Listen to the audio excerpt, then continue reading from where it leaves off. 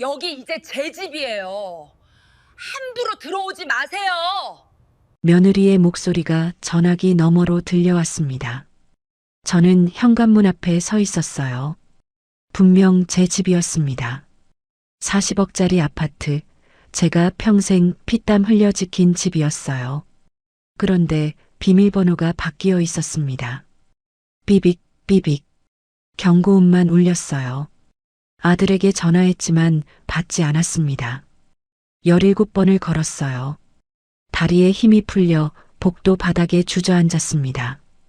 73 먹은 노인이 자기 집 앞에서 쫓겨나는 신세가 됐어요. 불과 사흘 전 저는 이 집을 아들에게 증여했습니다. 효도받으며 살고 싶어서요. 그런데 그게 덫이었어요. 제 손으로 판 무덤이었습니다. 하지만 저것들은 몰랐어요. 이 늙은 호랑이가 이빨을 숨기고 있다는 걸.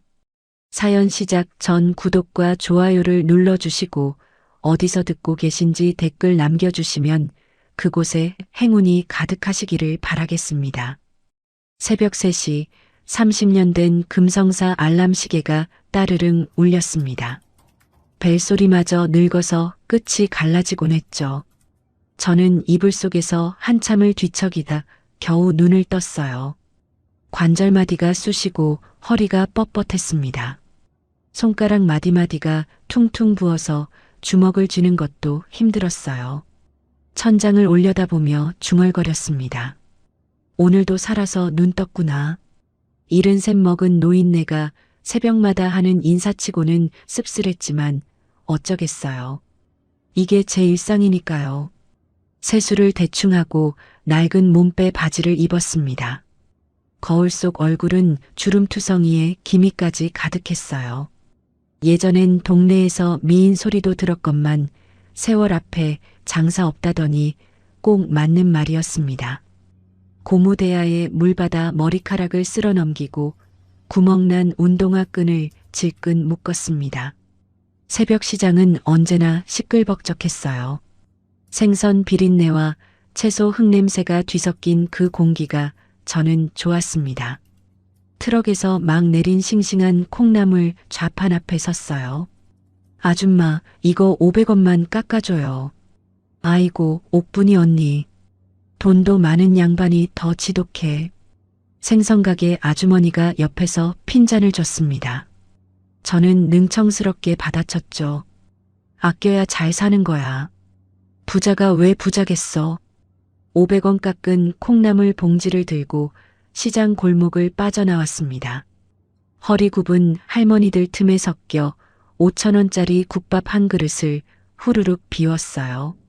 사람들은 제가 허름한 국밥집이나 하는 욕쟁이 할머니인 줄 알았습니다.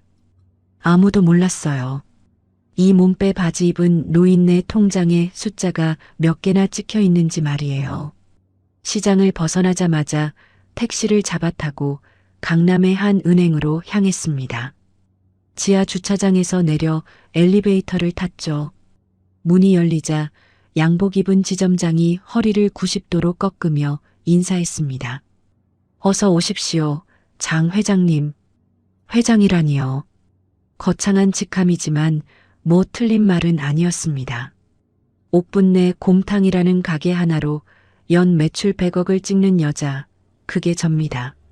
지점장이 직접 타준 최고급 원두커피를 홀짝이며 통장 잔고를 확인했어요. 0이 줄줄이 찍혀 있었습니다. 방금 전 500원 깎으려고 신랑이 하던 모습과는 천지 차이였죠. 저는 속으로 피식 웃었습니다. 돈맛이란 게 이런 거지요. 은행을 나와 가게로 복귀했습니다. 새벽 5시 반 주방에선 이미 박 실장이 사고를 삼고 있었어요. 30년을 함께한 주방장이자 제 오른팔이었습니다. 뽀얀 김이 모락모락 피어오르는 가마솥 앞에서 그가 고개를 숙여 인사했어요. 회장님, 오늘 예약이 27 테이블입니다. 알았어. 나도 좀 적고. 앞치마를 두르고 펄펄 끓는 가마솥 앞에 섰습니다. 뽀얀 육수에서 김이 모락모락 피어올랐어요. 국자로 거품을 걷어내는데 갑자기 가슴이 쿵 내려앉는 느낌이 들었습니다. 심장이 쪼그라드는 것 같았어요. 숨이 턱 막히면서 눈앞이 노랗게 변했습니다. 손에서 국자가 미끄러지더니 냄비에 쨍그랑 부딪혔어요. 회장님, 박 실장의 다급한 외침이 멀게 들렸습니다. 저는 그대로 주방 바닥으로 쓰러졌어요. 기름때 낀 타일 바닥이 차갑게 뺨을 눌렀습니다. 정신을 차려보니 응급실 천장이 보였습니다. 코에는 산소줄이 꽂혀 있고 손등에는 수액 바늘이 박혀 있었어요. 삐삐거리는 심전도 소리가 귓가에 맴돌았습니다. 고개를 돌리니 곁에는 박 실장만 앉아 있었어요. 얼굴이 하얗게 질려 있더군요. 아드님은요? 연락드렸는데요. 골프 치러 가셨답니다. 문자 남겼는데 확인을 못 하신 것 같다고. 골프라. 애미가 응급실에 실려왔는데 골프라니요. 가슴 한구석이 서늘해졌습니다. 하지만 내색하지 않았어요. 익숙한 실망이었으니까요. 손등의 수액줄을 멍하니 바라보다가 한숨을 삼켰습니다. 잠시 후 의사가 들어왔습니다. 젊은 남자였는데 표정이 심각했어요. 엑스레이 사진을 들고 제 침대 옆에 섰습니다. 어르신, 심장 혈관이 많이 막혔습니다. 3군데나 협착이 심해요. 당장 일을 줄이고 쉬셔야 합니다. 안 그러면 언제 쓰러지실지 몰라요. 죽을 수도 있다는 뜻이었습니다. 그런데 이상하게 무섭지 않았어요. 오히려 억울했습니다. 평생 뼈 빠지게 국밥만 팔다가 이렇게 가는 건가 싶었죠. 남편은 먼저 갔고 자식은 골프나 치러 가고 천장을 바라보며 허무하게 웃었습니다. 퇴원 후 강남 아파트로 돌아왔습니다. 40억짜리 주상복합이에요. 남편이 남긴 유일한 유산이라 팔지 않고 지켜왔죠. 현관문을 열고 들어서니 거실이 텅 비어 있었습니다. 먼지가 소복이 쌓인 소파, 냉기가 도는 공기, 사람 냄새라곤 찾아볼 수 없었어요. 거실 한쪽에 놓인 남편 영정사진을 바라봤습니다. 검은 테두리 안에서 남편이 웃고 있었어요. 여보, 나도 이제 쉬어야겠어. 가게 접을까 봐. 사진 속 남편은 대답이 없었습니다. 하지만 저는 결심했어요. 은퇴하기로요. 그리고 남은 재산을 어떻게 할지도 생각했습니다. 주말이 됐습니다. 아들 준호와 며느리 미진을 집으로 불렀어요. 새벽부터 일어나 밥상을 차렸습니다. 곰탕에 깍두기, 계란말이, 시금치, 나물까지. 오랜만에 온 가족이 모이는 자리니까 정성껏 준비했죠. 식탁보도 새 것으로 깔고 수저도 반짝반짝 닦아놨습니다. 현관 비밀번호 소리가 들리고 며느리가 먼저 들어왔습니다. 명품 가방을 어깨에 걸치고 하이힐을 신은 채로요. 현관에 들어서자마자 코를 막더니 인상을 찌푸렸어요. 마치 썩은 것이라도 냄새 맡은 듯한 표정이었습니다. 어머님, 집에서 곰탕 쩐내가 밴 것 같아요. 환기 좀 시키셔야겠어요. 그러고는 창문을 활짝 열어젖혔습니다. 찬바람이 쌓아 들어왔어요. 새벽부터 따뜻하게 데워놓은 거실이 순식간에 싸늘해졌습니다. 뒤따라 들어온 아들 준호는 아무 말도 않고 소파에 털썩 앉았어요. 핸드폰만 만지작거렸습니다. 저는 속이 부글부글 끓었지만 참았습니다. 밥상 앞에 둘러앉았습니다. 며느리는 숟가락으로 밥알을 깨작깨작 건드리기만 했어요. 국물은 입에도 대지 않았습니다. 요즘 누가 집에서 밥 해 먹어요? 배달시키지. 어머님도 참 고지식하시다니까. 제가 새벽부터 일어나 끓인 국이었습니다. 정성이 담긴 밥상이었어요. 그런데 며느리 눈에는 그저 귀찮은 잔치상일 뿐이었나 봅니다. 아들도 젓가락질만 대충 하다가 핸드폰을 들여다보기 바빴어요. 숟가락을 내려놓았습니다. 철커덕 소리가 조용한 식탁에 울렸어요. 두 사람이 고개를 들었습니다. 아들은 눈을 깜빡였고 며느리는 귀찮다는 표정을 지었죠. 할 말이 있다. 목소리가 단단하게 나왔습니다.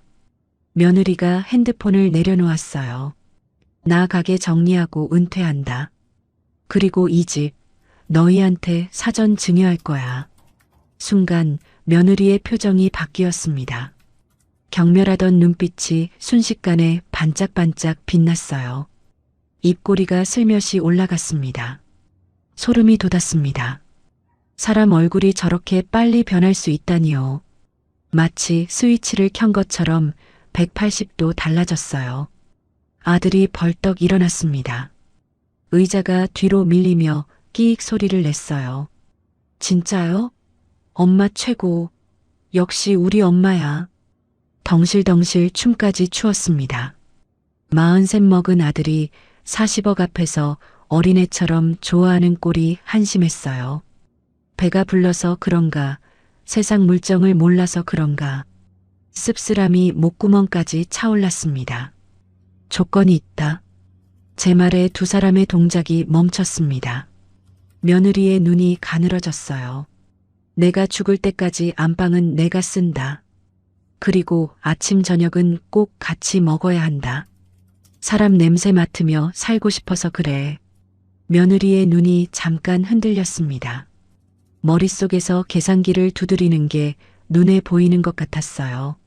40억짜리 아파트와 노인네 시집살이를 저울질하는 거겠죠. 입술을 깨물더니 잠시 후 가식적인 미소를 지었습니다. 목소리가 갑자기 달콤해졌어요. 당연하죠, 어머님.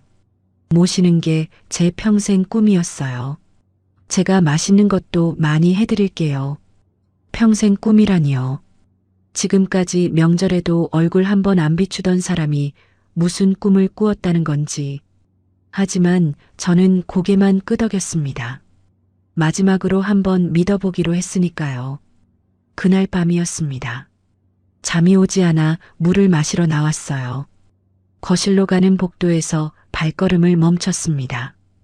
방문 틈으로 불빛이 새어나왔고 아들 내외의 목소리가 들렸습니다. 뻥! 벽막에 터지는 소리가 났습니다. 샴페인이었어요. 며느리의 낄낄거리는 웃음소리가 이어졌습니다. 자기야, 이제 늙은이 비위만 좀 맞추면 돼. 곰탕 냄새나도 참아. 40억이잖아. 어차피 오래 못 살 것 같으니까 좀만 버티자. 심장이 쿵 내려앉았습니다. 복도 벽에 등을 기대고 겨우 몸을 지탱했어요. 눈앞이 아득해졌습니다. 다리에 힘이 풀려서 그 자리에 주저앉을 뻔했어요. 설마 핏줄인데, 설마 내 아들인데. 그 말을 속으로 수없이 되뇌었습니다. 방으로 돌아와 침대에 앉았습니다. 손이 떨렸어요. 남편 사진을 바라봤습니다. 눈물이 핑 돌았지만 억지로 삼켰어요. 울 시간이 없었습니다. 핸드폰을 집어들고 변호사에게 전화를 걸었습니다. 새벽이었지만 상관없었어요. 여보세요, 나야. 증여 계약서 초안 작성해줘. 근데 특약 조항 하나 넣어. 부양 의무 위반하면 증여 해제할 수 있게. 꼼꼼하게 해. 전화를 끊고 창밖을 바라봤습니다. 어둠 속에서 도시의 불빛들이 반짝였어요. 이게 제가 할 수 있는 마지막 보험이었습니다. 내 자식들이 사람인지 짐승인지 이제 곧 알게 되겠죠. 주먹을 꽉 쥐었습니다. 며칠 후 강남의 한법무사 사무실이었습니다. 창밖으로 높은 빌딩들이 빽빽하게 들어서 있었어요. 저는 손수건을 만지작거리며 의자에 앉아 있었습니다. 심장이 두근거렸어요.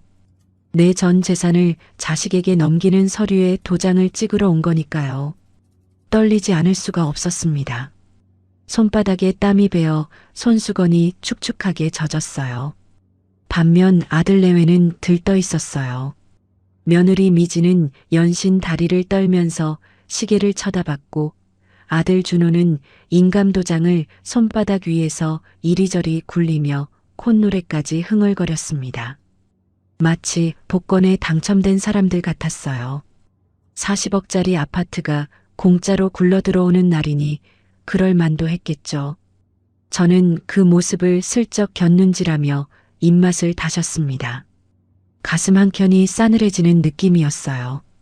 법무사가 서류 뭉치를 탁자 위에 펼쳤습니다. 두꺼운 안경 너머로 우리를 번갈아 보더니 건조한 목소리로 읽기 시작했어요. 부담부 증여 계약서입니다.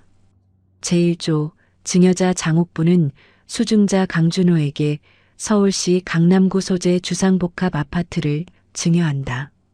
제2조 수증자는 증여자가 사망할 때까지 동일 주거지에서 동거하며 부양할 의무를 진다. 제3조 수증자는 증여자에게 매일 아침과 저녁 식사를 제공해야 한다. 제4조 수증자가 위 의무를 위반할 경우 증여자는 본 계약을 해제하고 부동산의 반환을 청구할 수 있다. 조항 하나하나가 낭독될 때마다 며느리의 표정이 굳어갔습니다. 눈썹이 실룩거렸어요. 입술을 깨물고 손톱으로 무릎을 극적거리는 게 보였습니다. 아마 그 조항들이 족쇄처럼 느껴졌겠죠. 하지만 40억 앞에서 내색할 수는 없었나 봅니다. 억지로 표정을 풀며 참았어요. 가족끼리 뭐 이런 걸 문서로 남겨요? 정없게 시리. 며느리가 툴툴거렸습니다. 저는 단호하게 받아쳤어요. 이게 싫으면 없던 일로 하자. 내 돈 내가 쓰고 죽으면 그만이야. 그 말에 며느리가 움찔했습니다. 아들이 옆에서 며느리 팔꿈치를 쿡 찔렀어요. 눈빛으로 참으라고 신호를 보내는 게 보였습니다. 결국 며느리는 억지 미소를 지으며 서류에 도장을 꾹 눌렀어요. 아들도 연달아 찍었습니다. 빨간 인주가 번지는 걸 보니 마음 한구석이 허전했어요. 내 평생의 재산이 저 조그만 도장 자국 하나로 넘어가는구나 싶었죠. 가슴이 텅 빈 것 같았습니다. 서류 날인이 끝나자 저는 품에서 낡은 대학 노트를 꺼냈습니다. 30년 묵은 물건이었어요. 표지는 누렇게 발해 있었고 모서리는 닳아서 너덜너덜했습니다. 곳곳에 국물 자국과 기름때가 얼룩져 있었죠. 하지만 이게 바로 옥분내 곰탕의 심장이었습니다. 육수 비법, 고기 삶는 온도, 양념 배합 비율, 거래처 연락망까지 전부 이 노트 한 권에 담겨 있었어요. 제가 밤잠 설쳐가며 연구하고 기록한 것들이었습니다. 이것도 가져가라. 이게 이 집보다 더 귀한 거다. 곰탕 비법이랑 거래처 장부야. 잘 보관해. 진심을 담아 건넸습니다. 이게 제가 평생 피땀 흘려 쌓아온 기술이었어요. 돈으로 환산할 수 없는 유산이었죠. 이걸 물려주면 너희도 평생 먹고 살 수 있다는 뜻이었습니다. 그런데 며느리의 반응은 충격적이었습니다. 노트를 집게손가락과 엄지손가락으로 집어들더니 마치 더러운 걸레라도 만지는 것처럼 인상을 찡그렸어요. 코를 막고 고개를 돌렸습니다. 어우, 곰팡이 냄새. 가방 버리겠네. 이런 건 그냥 버리시지. 그러고는 사무실 구석에 있는 재활용 쓰레기통에 툭 던져버렸습니다. 노트가 휴지 뭉치들 사이로 떨어지는 소리가 들렸어요. 퍽! 그 소리가 제 가슴을 때렸습니다. 저는 그 순간 숨이 멎는 것 같았어요. 30년 인생이 쓰레기통에 처박히는 기분이었습니다. 하지만 내색하지 않았어요. 이를 악물고 참았습니다. 손톱이 손바닥에 박힐 정도로 주먹을 꽉 쥐었어요. 아들 내외가 먼저 사무실을 나갔습니다. 등기 권리증을 손에 꼭 쥐고 신나게 뛰어나가는 뒷모습이 보였어요. 복도에서 며느리가 까르르 웃는 소리가 울렸습니다. 저는 일부러 느릿느릿 짐을 챙기는 척했어요. 그들이 완전히 사라진 후 쓰레기통으로 다가갔습니다. 허리를 굽혀 노트를 꺼내 품에 안았어요. 국물 자국 묻은 표지를 손으로 쓸어내렸습니다. 손끝이 떨렸어요. 그래, 너희는 복을 걷어찼다. 속으로 중얼거렸습니다. 눈물이 핑 돌았지만 꾹 참았어요. 이사 준비 기간이 시작됐습니다. 저는 아파트에서 짐을 정리하고 있었어요. 그런데 며느리의 행동은 갈수록 노골적이었습니다. 제 방에 들어오더니 옷장을 열고 이것저것 뒤지기 시작했어요. 허락도 없이 서랍을 쫙쫙 열어젖혔습니다. 어머님, 이건 너무 낡았죠? 버릴게요. 제가 40년 넘게 입어온 옷가지들이었습니다. 남편이 신혼 때 사준 스웨터도 있었어요. 올이 좀 나갔지만 저한테는 보물 같은 거였죠. 며느리는 물어보지도 않고 검은 비닐봉지에 쑤셔 넣었습니다. 거실 한쪽에 쌓아둔 짐 뭉치에는 버릴 것이라고 적힌 포스트잇이 덕지덕지 붙어 있었어요. 제가 아끼던 자개장, 남편의 유품인 손목시계, 어머니에게 물려받은 은수저까지 전부 대형 폐기물 딱지가 붙어 있었습니다. 이건 우리 시어머니가 어머님, 새 집에 이런 고물 가져가면 인테리어 다 망해요. 깔끔하게 새로 사드릴게요. 말로는 사드린다고 했지만 그 눈빛은 차가웠습니다. 제 물건들을 쓰레기 취급하는 게 뻔히 보였어요. 속이 부글부글 끓었지만 아직은 참아야 했습니다. 지켜봐야 했으니까요. 주먹을 불끈 쥐었다 폈다를 반복했습니다. 이삿날 당일이 됐습니다. 저는 일부러 거짓말을 했어요. 나 검진 때문에 병원에 며칠 입원했다 갈게. 너희끼리 먼저 정리해. 아들이 고개를 끄덕였습니다. 알겠어요, 엄마. 천천히 오세요. 며느리는 대답도 않고 이삿짐 박스만 뜯고 있었어요.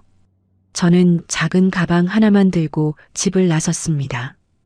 엘리베이터 문이 닫히는 순간 거실에서 며느리의 웃음소리가 들렸어요. 무슨 말인지는 안 들렸지만 그 웃음소리가 귓가에 오래 맴돌았습니다. 찜찜한 기분이 가시질 않았어요. 사실 병원에 입원한 게 아니었어요. 가게 근처 여관방에 짐을 풀었습니다. 곰팡이 냄새가 나는 좁은 방이었어요. 하지만 상관없었습니다. 그들의 진짜 모습을 확인하고 싶었거든요. 얼마나 기다려야 할지 몰랐습니다. 하루가 지나고 이틀이 지났어요. 아들에게서 문자가 왔습니다. 엄마, 짐 정리 다 했어요. 천천히 오세요. 웃는 얼굴 이모티콘이 붙어 있었어요. 저는 안심했습니다. 그래, 역시 내 아들인데. 설마 어미를 내치겠어. 3일 후 퇴원했다고 연락하고 아파트로 향했습니다. 택시에서 내려 로비를 지났어요. 엘리베이터 거울에 비친 제 모습을 봤습니다. 머리카락을 매만지고 옷매무새를 다듬었어요. 립스틱도 살짝 발랐습니다. 이제 같이 사는구나. 외롭지 않겠구나. 가슴이 두근거렸습니다. 설레기까지 했어요. 현관문 앞에 섰습니다. 익숙하게 비밀번호를 눌렀어요. 비빅. 경고음이 울렸습니다. 어라, 잘못 눌렀나?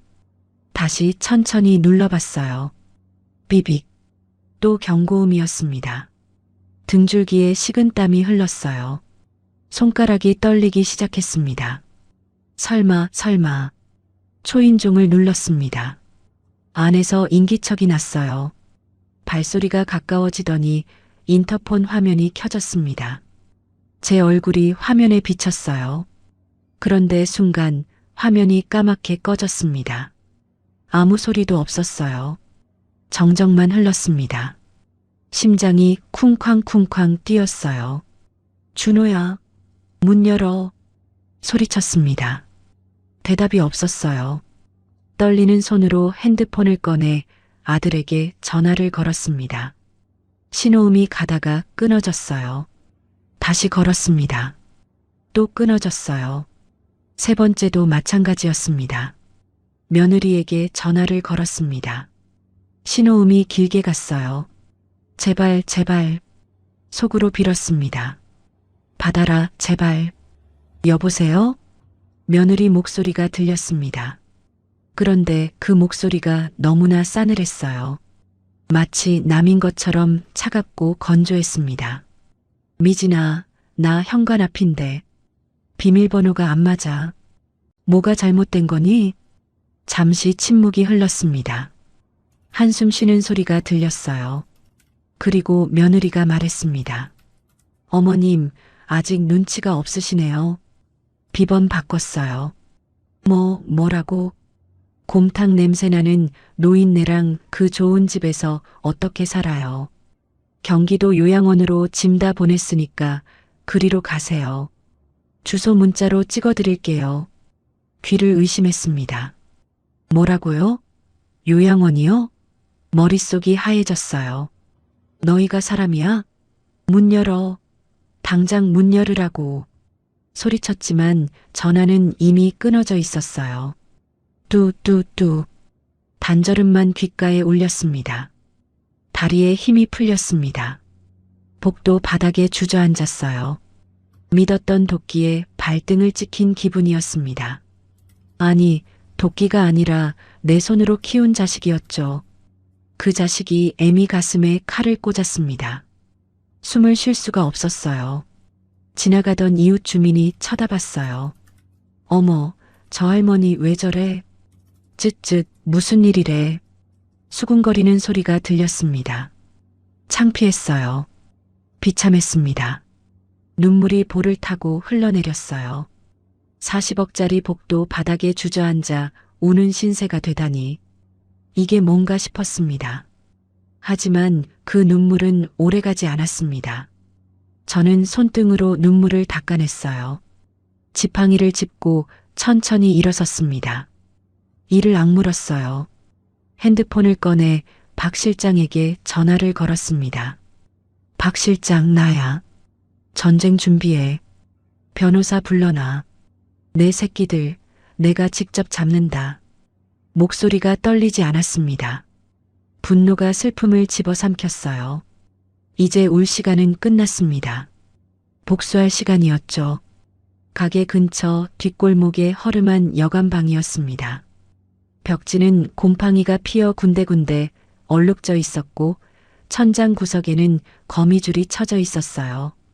형광등은 지지직거리며 깜빡였습니다. 창문을 열면 골목 쓰레기통 냄새가 올라왔어요. 40억짜리 아파트에서 쫓겨나 이런 곳에 눕게 될 줄은 꿈에도 몰랐습니다. 싱크대 수도꼭지에서는 녹물이 나왔고 이불에서는 퀴퀴한 냄새가 났어요. 하지만 저는 오히려 이를 악물었습니다. 바닥부터 다시 시작하는 거라고 생각했어요. 여기가 내 전쟁의 본부가 될 거였죠. 박 실장이 제 짐을 들고 찾아왔습니다. 비닐봉지 몇 개가 전부였어요. 며느리가 요양원으로 보냈다던 짐은 대부분 버려졌거나 사라진 뒤였죠. 그나마 건진 건 옷가지 몇 벌과 세면도구뿐이었습니다. 박 실장이 봉지를 뒤적이더니 조심스럽게 뭔가를 꺼냈어요. 남편의 영정사진이었습니다. 액자 유리에 금이 가 있었지만 다행히 사진은 멀쩡했어요. 쓰레기 더미 속에서 겨우 찾아냈다고 했습니다. 저는 그 사진을 받아들고 한참을 바라봤습니다. 남편이 웃고 있었어요. 우리가 처음 가게를 열던 날 찍은 사진이었죠.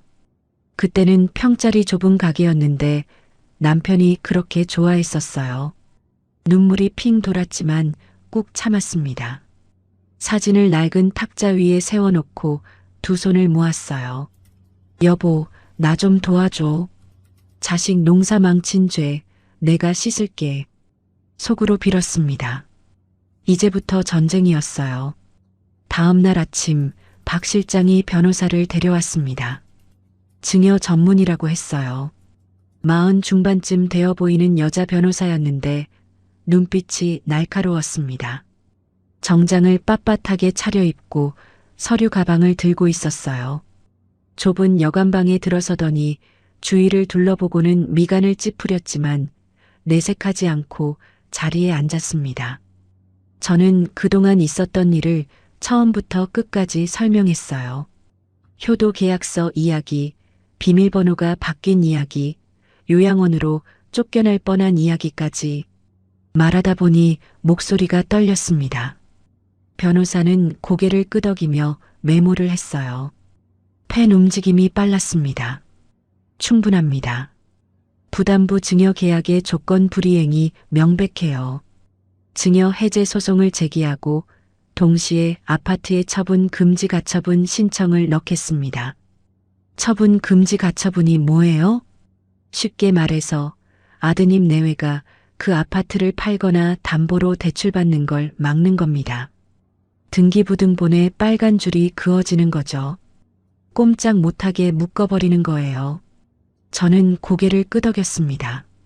좋았어요. 그렇게 해야 했습니다.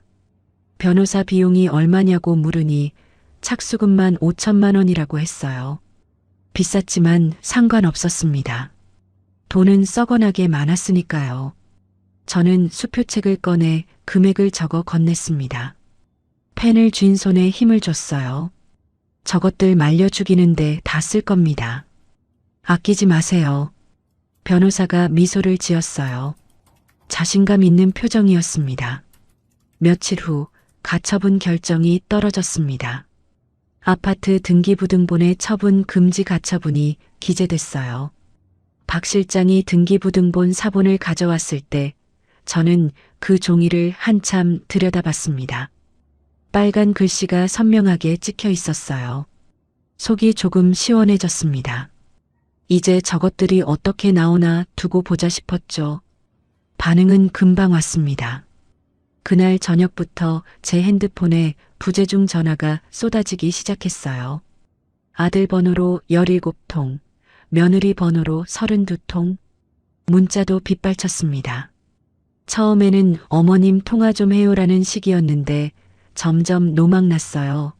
당장 가처분 풀어, 요양원 안 가고 뭐해라는 협박조로 바뀌었어요.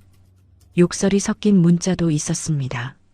저는 문자를 읽고 코웃음을 쳤어요. 이제야 발등에 불이 떨어졌나 보군요. 사실 며느리 미지는 아파트가 자기 것이 된 줄 알고 큰 계획을 세웠던 모양이었습니다. 박 실장이 수소문에서 알아낸 정보에 따르면 강남 한복판에 사무실을 얻어 명품 수입 사업을 시작하려고 했대요. 보증금만 2억이 넘는 곳이었죠. 인테리어 계약도 이미 해버린 상태였고요. 아파트를 담보로 대출받아서 사업 자금을 마련하려던 거였습니다. 그런데 은행에 갔더니 대출이 안 된다는 거예요. 등기부등본에 가처분이 걸려 있으니 담보로 인정이 안 됐던 거죠. 며느리가 은행에서 난리를 쳤다는 소문이 들려왔습니다. 내가 집주인인데 왜 안 돼요? 그 노인네가 뭔데? 창구 직원에게 소리를 지르고 지점장을 불러오라고 행패를 부렸다고 해요. 책상을 내리치고 서류를 집어던졌대요. 결국 경비원에게 양팔이 붙잡혀 끌려 나왔다더군요. 저는 그 이야기를 듣고 속으로 쾌재를 불렀습니다. 그래, 발버둥 쳐봐라. 이제 시작이다. 며칠 후 아들 준호가 가게로 찾아왔습니다. 저는 주방에서 육수를 젓고 있었어요. 김이 모락모락 피어오르는 가마솥 앞이었죠. 문이 벌컥 열리더니 아들이 성큼성큼 들어왔습니다. 얼굴이 벌겋게 달아올라 있었어요. 눈이 충혈되어 있었고 입술은 바짝 말라 있었습니다. 며칠째 잠을 못 잔 것 같은 행색이었어요. 저는 아들이 무릎 꿇고 빌 줄 알았어요. 잘못했다고 용서해달라고 매달릴 줄 알았습니다. 속으로 조금은 기대했어요. 그래, 이제 정신 차렸구나 싶었죠. 하지만 아들의 입에서 나온 말은 전혀 달랐어요. 엄마 때문에 내 사업 자금줄 막혔잖아. 당장 가처분 풀어줘. 카운터를 손바닥으로 내리쳤습니다. 쨍그랑 컵이 바닥에 떨어져 깨졌어요. 유리 조각이 사방으로 튀었습니다.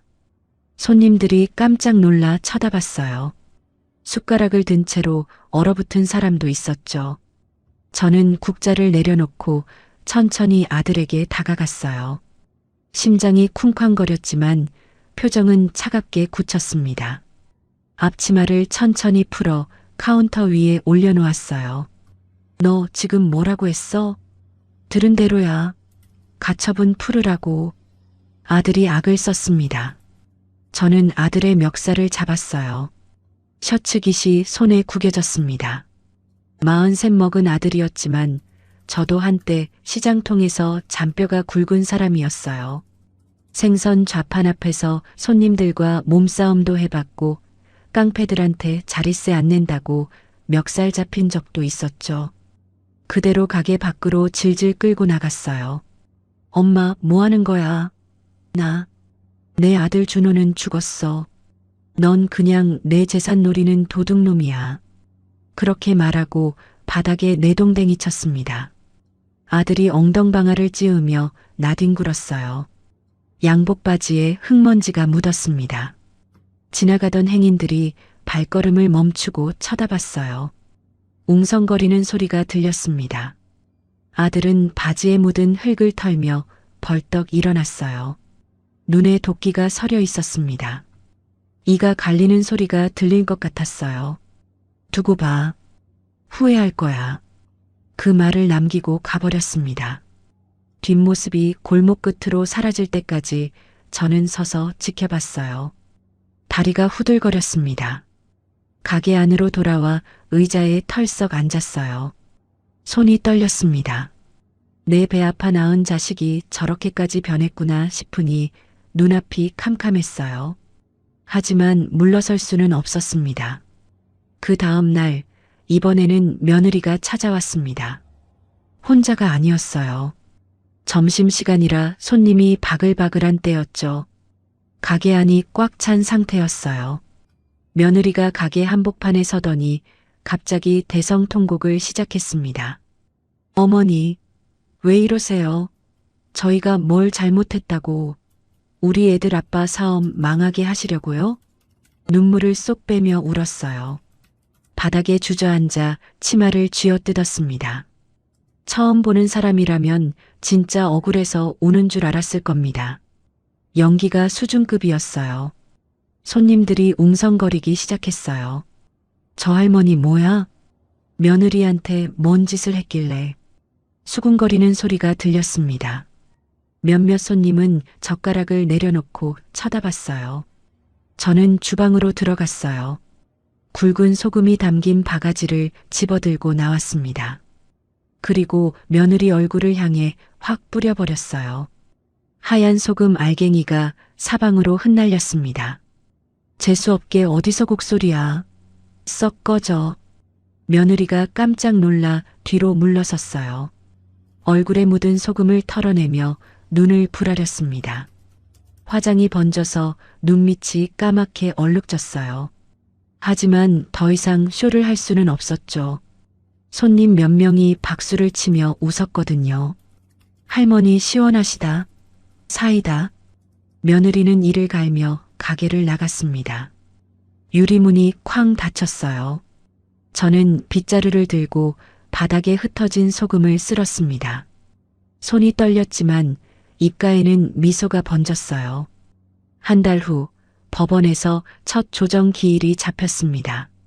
저는 변호사와 함께 법원에 갔어요.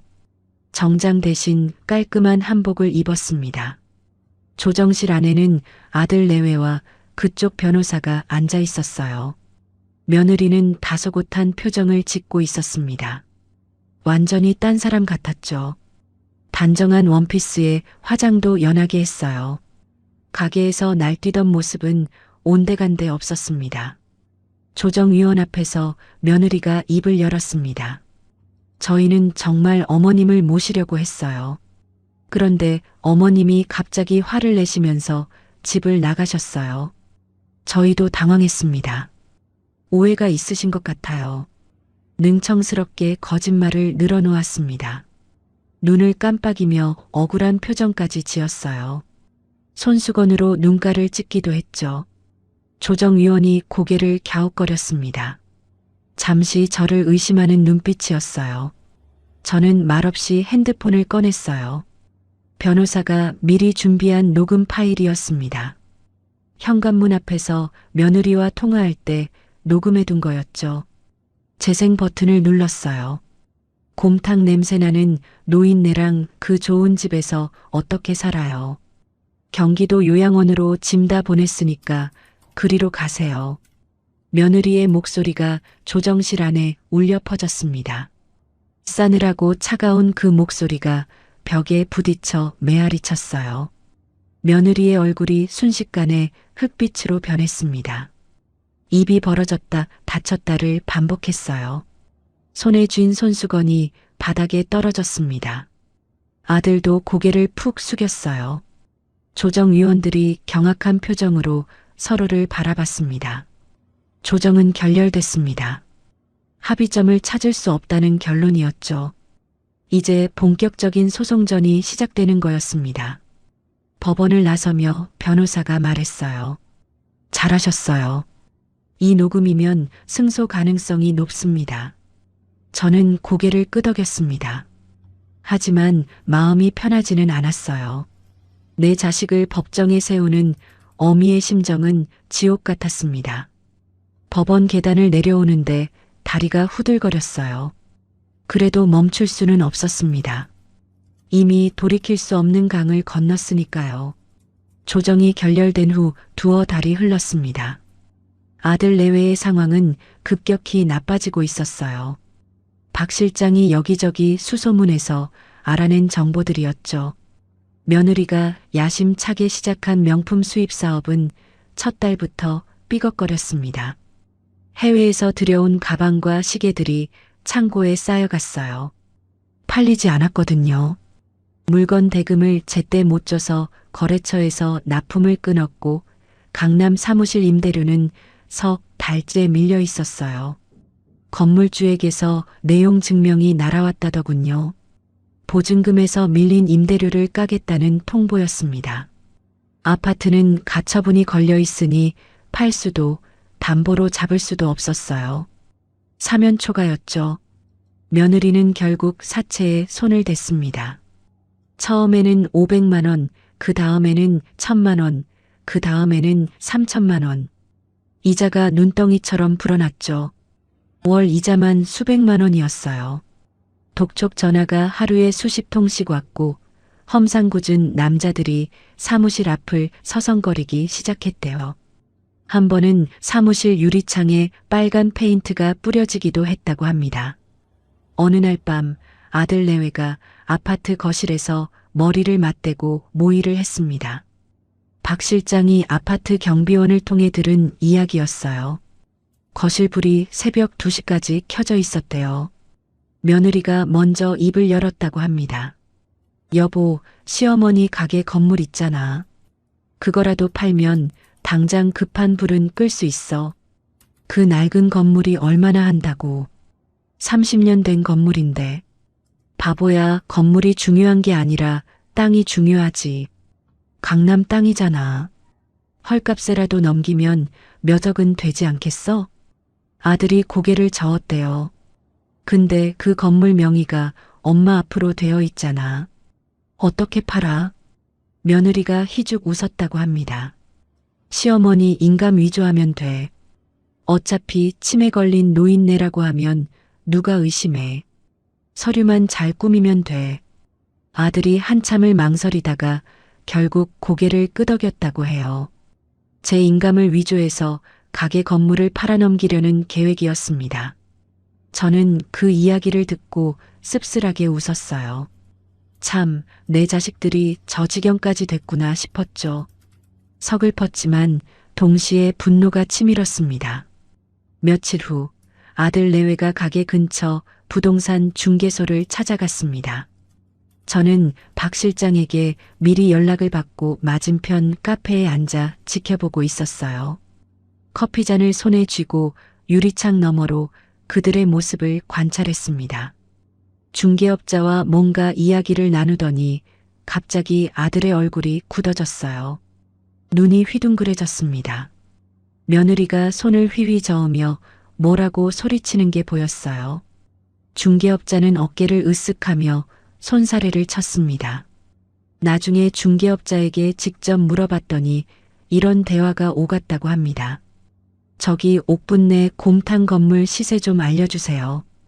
금매로 내놓으려고요. 중개업자가 어이없다는 듯 코웃음을 쳤대요.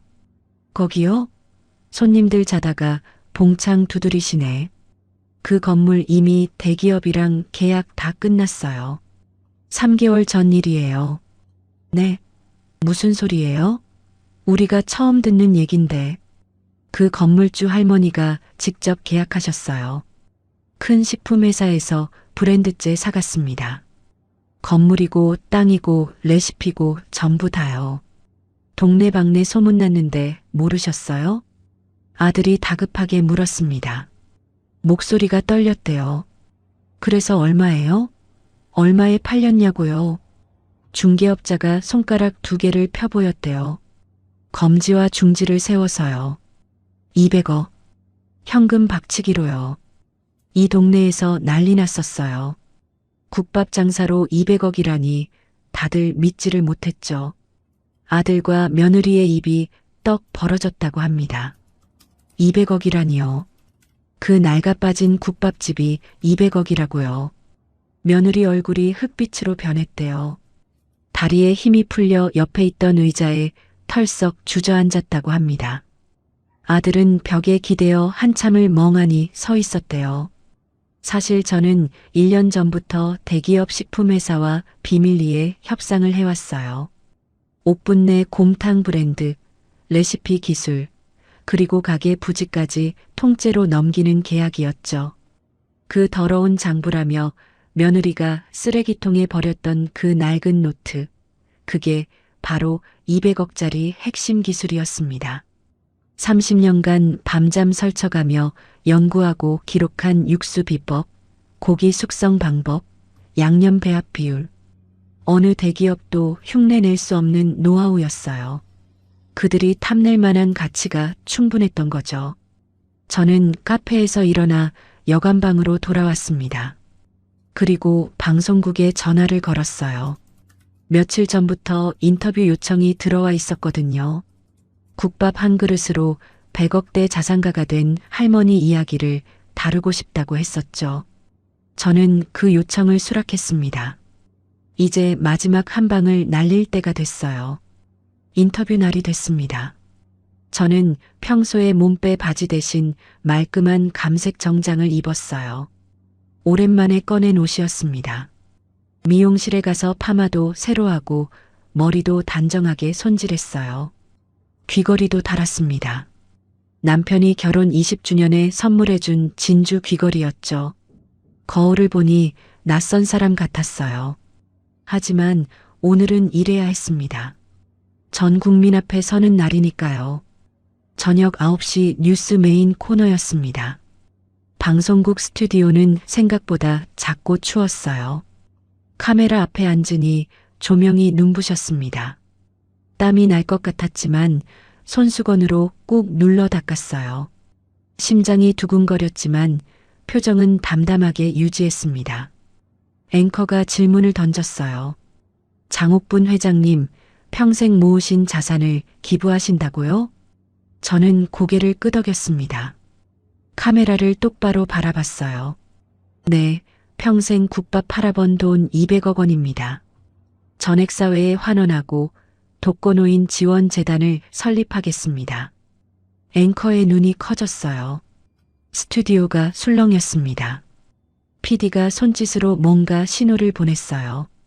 그 시각 아들 내외는 아파트 거실에서 텔레비전을 보고 있었습니다. 나중에 경비원에게 들은 이야기예요. 화면에 제 얼굴이 뜨자 며느리가 손에 들고 있던 와인잔을 떨어뜨렸대요. 유리가 깨지며 붉은 와인이 하얀 카펫에 쏟아졌습니다. 얼룩이 피처럼 번졌다고 해요. 아들은 소파에서 벌떡 일어나 머리를 쥐어뜯었대요. 미쳤어. 엄마가 미쳤어. 200억을 기부해. 텔레비전 화면 속에서 제가 말을 이었습니다. 독거노인분들이 외롭게 돌아가시는 걸 많이 봤어요. 저도 남편 먼저 보내고 혼자 된 지 오래됐으니까요. 그분들이 따뜻한 밥 한 끼 드실 수 있는 곳을 만들고 싶습니다. 앵커가 조심스럽게 물었어요. 궁금하다는 표정이었습니다. 자제분들은 동의하셨나요? 저는 미소를 지었습니다. 입꼬리가 살짝 올라갔어요. 카메라를 똑바로 응시했습니다. 자식에게 물려주는 돈은 독입니다. 제 자식들은 이미 훌륭한 아파트도 받았으니 더 바랄 게 없을 겁니다. 부모 재산 바라는 자식은 자식이 아니에요. 전 국민 앞에서 돌려가기를 한 거였죠. 아들 내외가 그 장면을 보며 얼마나 속이 뒤집혔을지 눈에 선했습니다. 속이 시원했어요. 방송이 나간 다음 날 가게 앞은 난리가 났어요.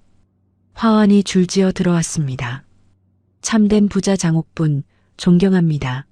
귀감이 되십니다. 리본에 적힌 글귀들이었어요. 손님들이 인산인해를 잃었습니다. 골목 입구까지 줄이 늘어섰어요. 기자들도 몰려왔습니다. 플래시 세례가 터졌어요. 저는 평소처럼 앞치마를 두르고 육수를 저었습니다. 카메라 앞에서도 손을 멈추지 않았어요. 그날 저녁 여관방 문을 두드리는 소리가 들렸습니다. 쾅쾅쾅. 문이 부서질 것처럼 거칠게 두드렸어요. 문을 열자 아들 내외가 서 있었습니다. 아들 얼굴은 벌겋게 달아올라 있었고 며느리 눈은 충혈되어 퉁퉁 부어 있었어요. 화장기 없는 얼굴이 창백했습니다. 둘 다 며칠째 잠을 못 잔 것 같은 행색이었어요. 엄마, 기부라니요. 그 돈이면 우리가 평생 놀고 먹는데 당장 취소해요. 아들이 소리쳤어요. 목이 쉰 것 같았습니다. 저는 문틀에 기대어 팔짱을 꼈어요. 차갑게 내려다봤습니다. 기억나니? 법무사 사무실에서 너희가 쓰레기통에 버린 그 낡은 공책. 아들의 표정이 굳어졌습니다. 며느리가 움찔했어요. 그때 일이 떠오른 모양이었죠. 그게 그 200억짜리 기술이었어. 너희가 니들 복을 쓰레기통에 처박은 거야. 스스로 복을 걷어찬 거라고. 며느리가 갑자기 제 바지가랑이를 붙잡았습니다. 무릎을 꿇고 매달렸어요. 눈물을 쏟으며 울었습니다. 콧물까지 흘렸어요. 어머님, 제가 잘못했어요. 제가 눈이 멀었어요. 제가 다시 주워올게요. 제발요, 제발. 저는 며느리의 손을 떼어냈습니다. 손가락을 하나하나 풀어냈어요. 그리고 발로 밀어냈습니다. 며느리가 뒤로 나뒹굴었어요. 여관복도 바닥에 엎어졌습니다. 이미 계약 끝났어. 재단 설립 도장 찍었다. 늦었어. 그때 박 실장이 다가왔습니다. 회장님, 스케줄 있으십니다. 박 실장이 저를 부축해 여관 밖으로 나왔어요. 골목 어귀에 검은색 고급 세단이 대기하고 있었습니다. 기사가 문을 열어줬어요. 저는 뒤도 돌아보지 않고 차에 올라탔습니다. 창문 너머로 아들 내외가 보였어요. 망연자실한 표정으로 서 있었습니다. 세단이 출발했어요. 매연이 그들 주위로 흩어졌습니다. 차 안에서 창밖을 바라봤습니다. 가로등 불빛이 스쳐 지나갔어요.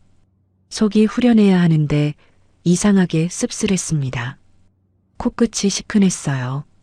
눈물이 핑 돌았습니다. 돈으로 때리니까 저렇게 아파하는구나. 마음으로 때릴 땐 꿈쩍도 안 하더니. 혼잣말이 새어나왔습니다. 박 실장은 아무 말 없이 앞만 바라봤어요.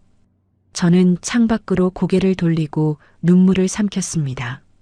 가슴 한구석이 텅 빈 것 같았어요. 기부 발표 이후 열흘이 지났습니다. 저는 재단 설립 준비로 바빴어요.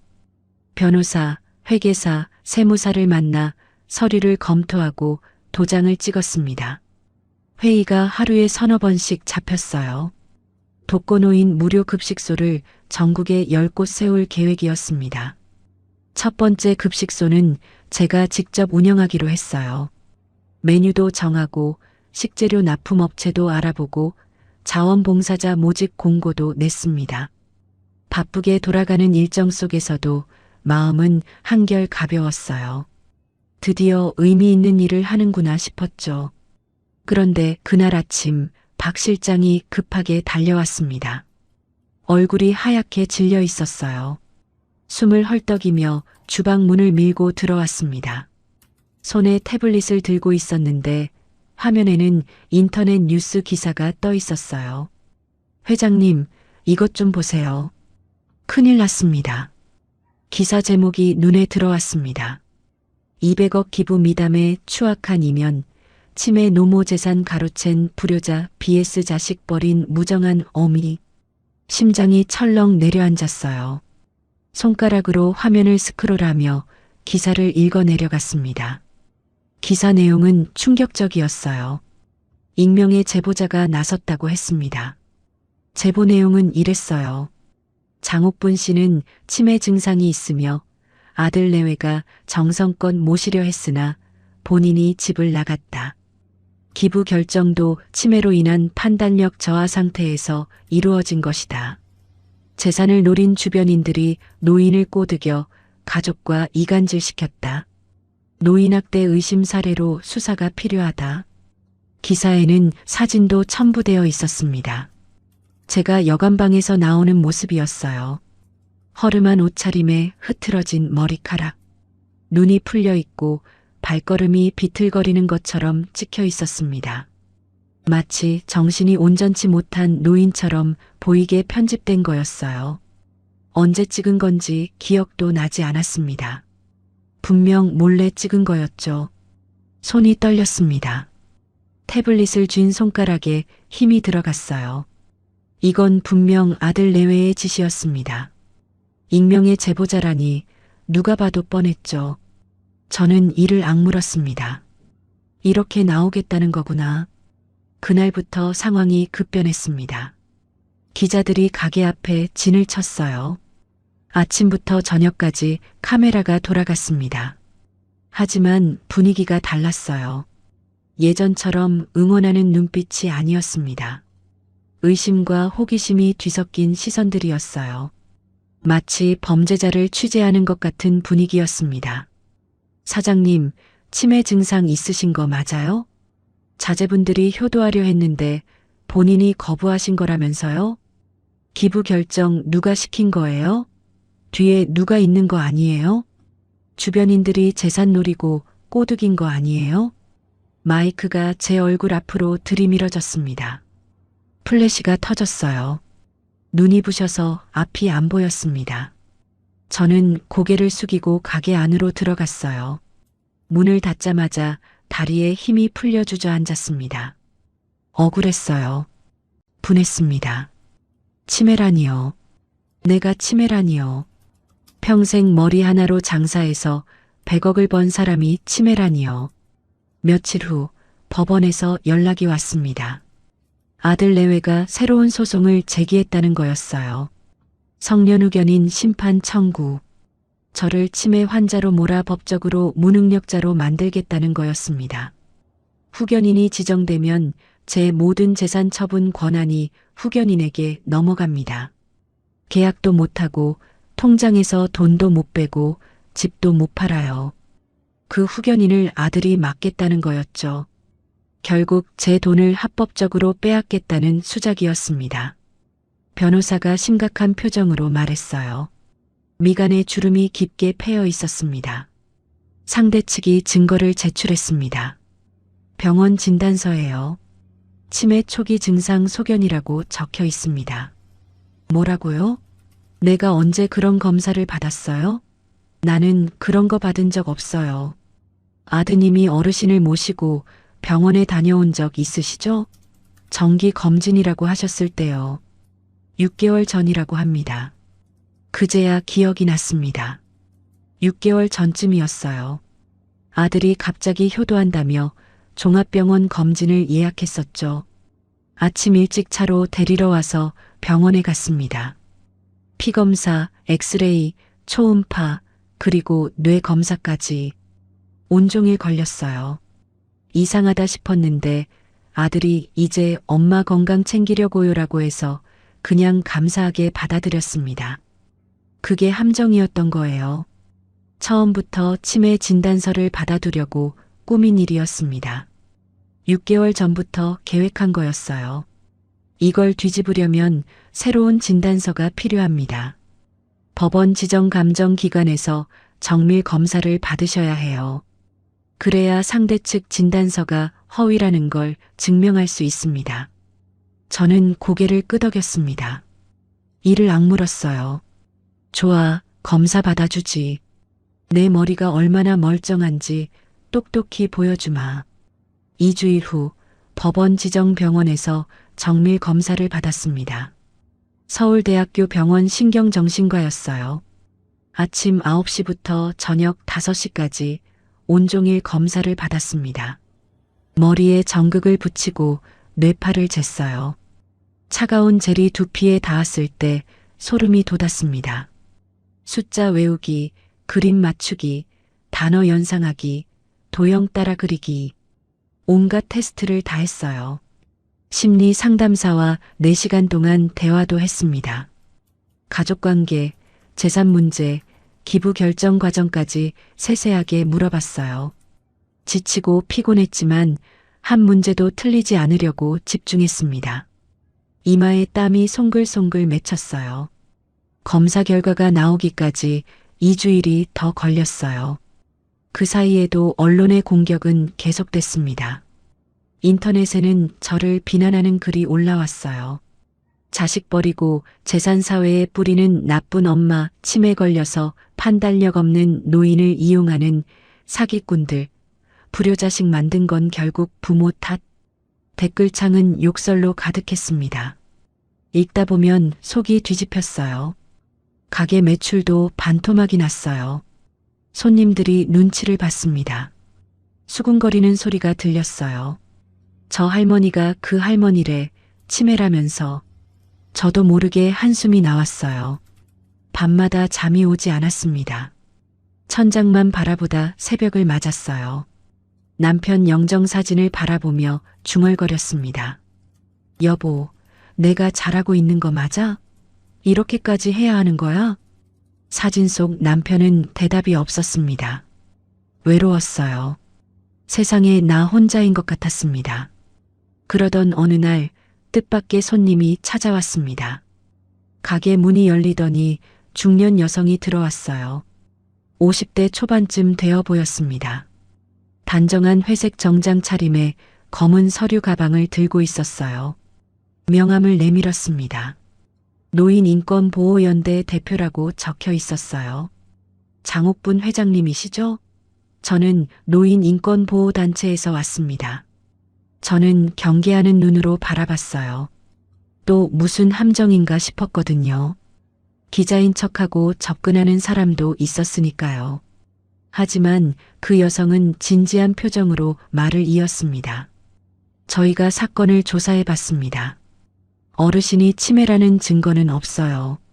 오히려 자제분들이 증거를 조작한 정황이 보입니다. 그걸 어떻게 아세요? 무슨 근거로요?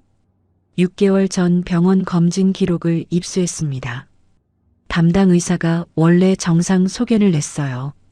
그런데 나중에 진단서가 바뀌었습니다. 날짜는 같은데 내용이 다른 2개의 진단서가 있어요. 누군가 의사에게 압력을 넣은 겁니다.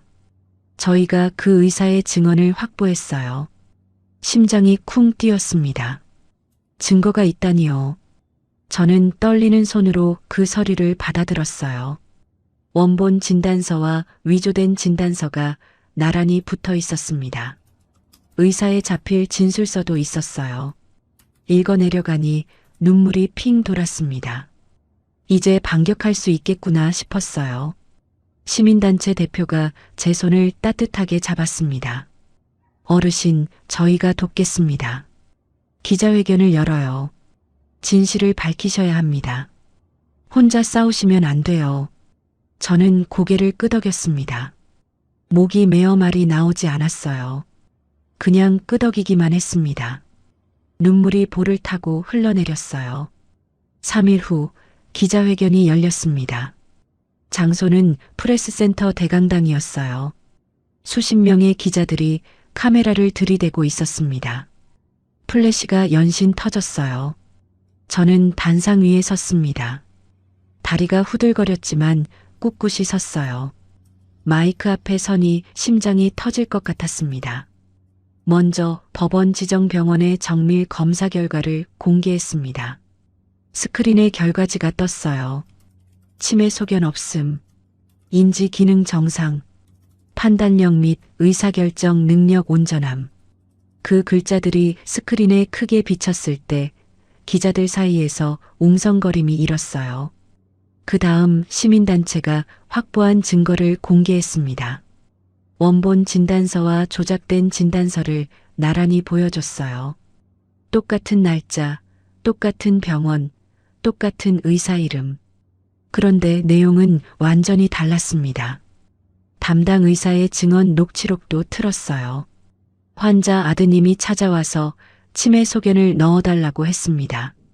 안 그러면 병원에 민원을 넣겠다고, 의사 면허를 문제 삼겠다고 협박했어요.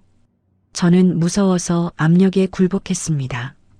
정말 죄송합니다.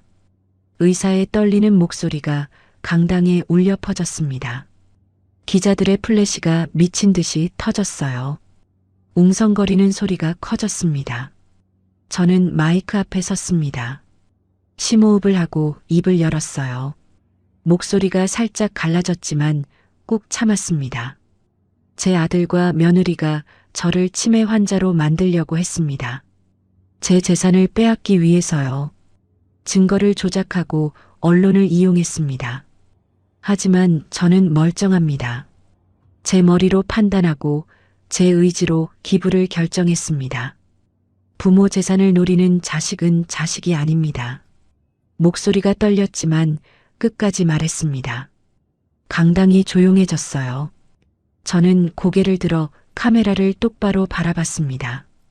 눈에 힘을 줬어요. 저는 끝까지 싸울 겁니다. 포기하지 않을 겁니다. 그날 저녁 뉴스 헤드라인이 바뀌었습니다. 치매 조작 충격, 불효자 부부의 재산 탈취 음모 드러나. 여론이 완전히 뒤집어졌어요. 댓글창에는 응원 메시지가 쏟아졌습니다. 할머니 힘내세요. 나쁜 자식들 감옥 보내야 해요. 정의는 반드시 승리합니다. 끝까지 응원합니다. 여관방으로 돌아온 저는 침대에 앉았습니다. 온몸에 힘이 빠졌어요. 그제야 눈물이 터졌습니다. 펑펑 울었어요. 억눌렀던 서러움이 한꺼번에 쏟아졌습니다. 남편 사진을 끌어안고 울었어요. 어깨가 들썩거렸습니다. 여보, 이겼어. 일단은 이겼어. 아직 끝은 아니지만 오늘은 이겼어. 창밖으로 달이 떠 있었습니다. 휘영청 밝은 보름달이었어요. 전쟁은 아직 끝나지 않았지만 오늘만큼은 울어도 된다고 생각했습니다. 한참을 울다가 눈물을 닦았어요. 코를 풀고 세수를 했습니다. 거울 속 얼굴이 퉁퉁 부어 있었지만 눈빛만은 살아 있었어요. 기자회견 이후 한 달이 지났습니다. 드디어 본안 소송 선고일이 다가왔어요. 증여 해제 청구 소송과 성년 의견인 심판, 두 가지가 같은 날 결론이 나기로 했습니다. 저는 전날 밤 한숨도 자지 못했어요. 새벽 3시에 눈이 떠져서 천장만 바라봤습니다. 심장이 두근두근 뛰었어요. 이기면 모든 게 끝나고 지면 모든 걸 잃는 거였습니다. 아침 7시에 일어나 세수를 했습니다. 거울 속 얼굴이 초췌했어요. 눈 밑에 다크서클이 짙게 깔려 있었습니다. 그래도 단정하게 준비했어요. 감색 정장을 입고 남편이 선물해준 진주 귀걸이를 달았습니다. 머리를 빗으며 거울 속 제 눈을 똑바로 바라봤어요. 오늘로 끝이야. 반드시 이긴다. 혼잣말을 하고 여관방을 나섰습니다. 법원 앞에는 기자들이 진을 치고 있었어요. 카메라 플래시가 터졌습니다. 사람들이 웅성거렸어요. 저는 고개를 숙이지 않고 당당하게 걸어 들어갔습니다. 변호사가 옆에서 팔을 잡아줬어요. 박 실장도 따라왔습니다. 든든했어요. 법정 안으로 들어서니 아들 내외가 이미 와 있었습니다. 피고석에 나란히 앉아 있었어요. 준호는 고개를 푹 숙이고 있었고 미지는 정면을 노려보고 있었습니다. 저와 눈이 마주쳤어요. 미진의 눈빛이 차가웠습니다. 도끼가 서려 있었어요. 하지만 저는 피하지 않았습니다. 똑바로 바라봤어요. 판사가 입장했습니다. 법정이 조용해졌어요. 모두가 숨을 죽였습니다. 판사가 서류를 넘기더니 안경을 고쳐 썼어요. 그리고 입을 열었습니다. 사건 번호 2024-1만 2345 증여 해제 청구의 건, 그리고 2024는 단 6789 성년 후견인 심판 청구의 건, 판결을 선고합니다. 심장이 멎는 것 같았어요. 손바닥에 땀이 흥건했습니다.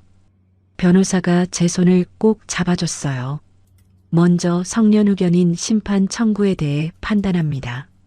청구인 측이 제출한 치매 진단서는 조작된 것으로 확인되었습니다.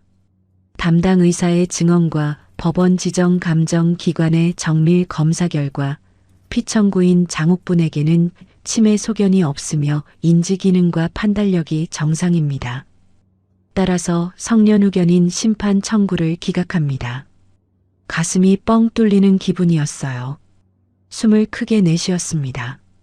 기자석에서 웅성거리는 소리가 들렸어요. 다음으로 증여 해제 청구에 대해 판단합니다. 판사가 서류를 넘겼습니다.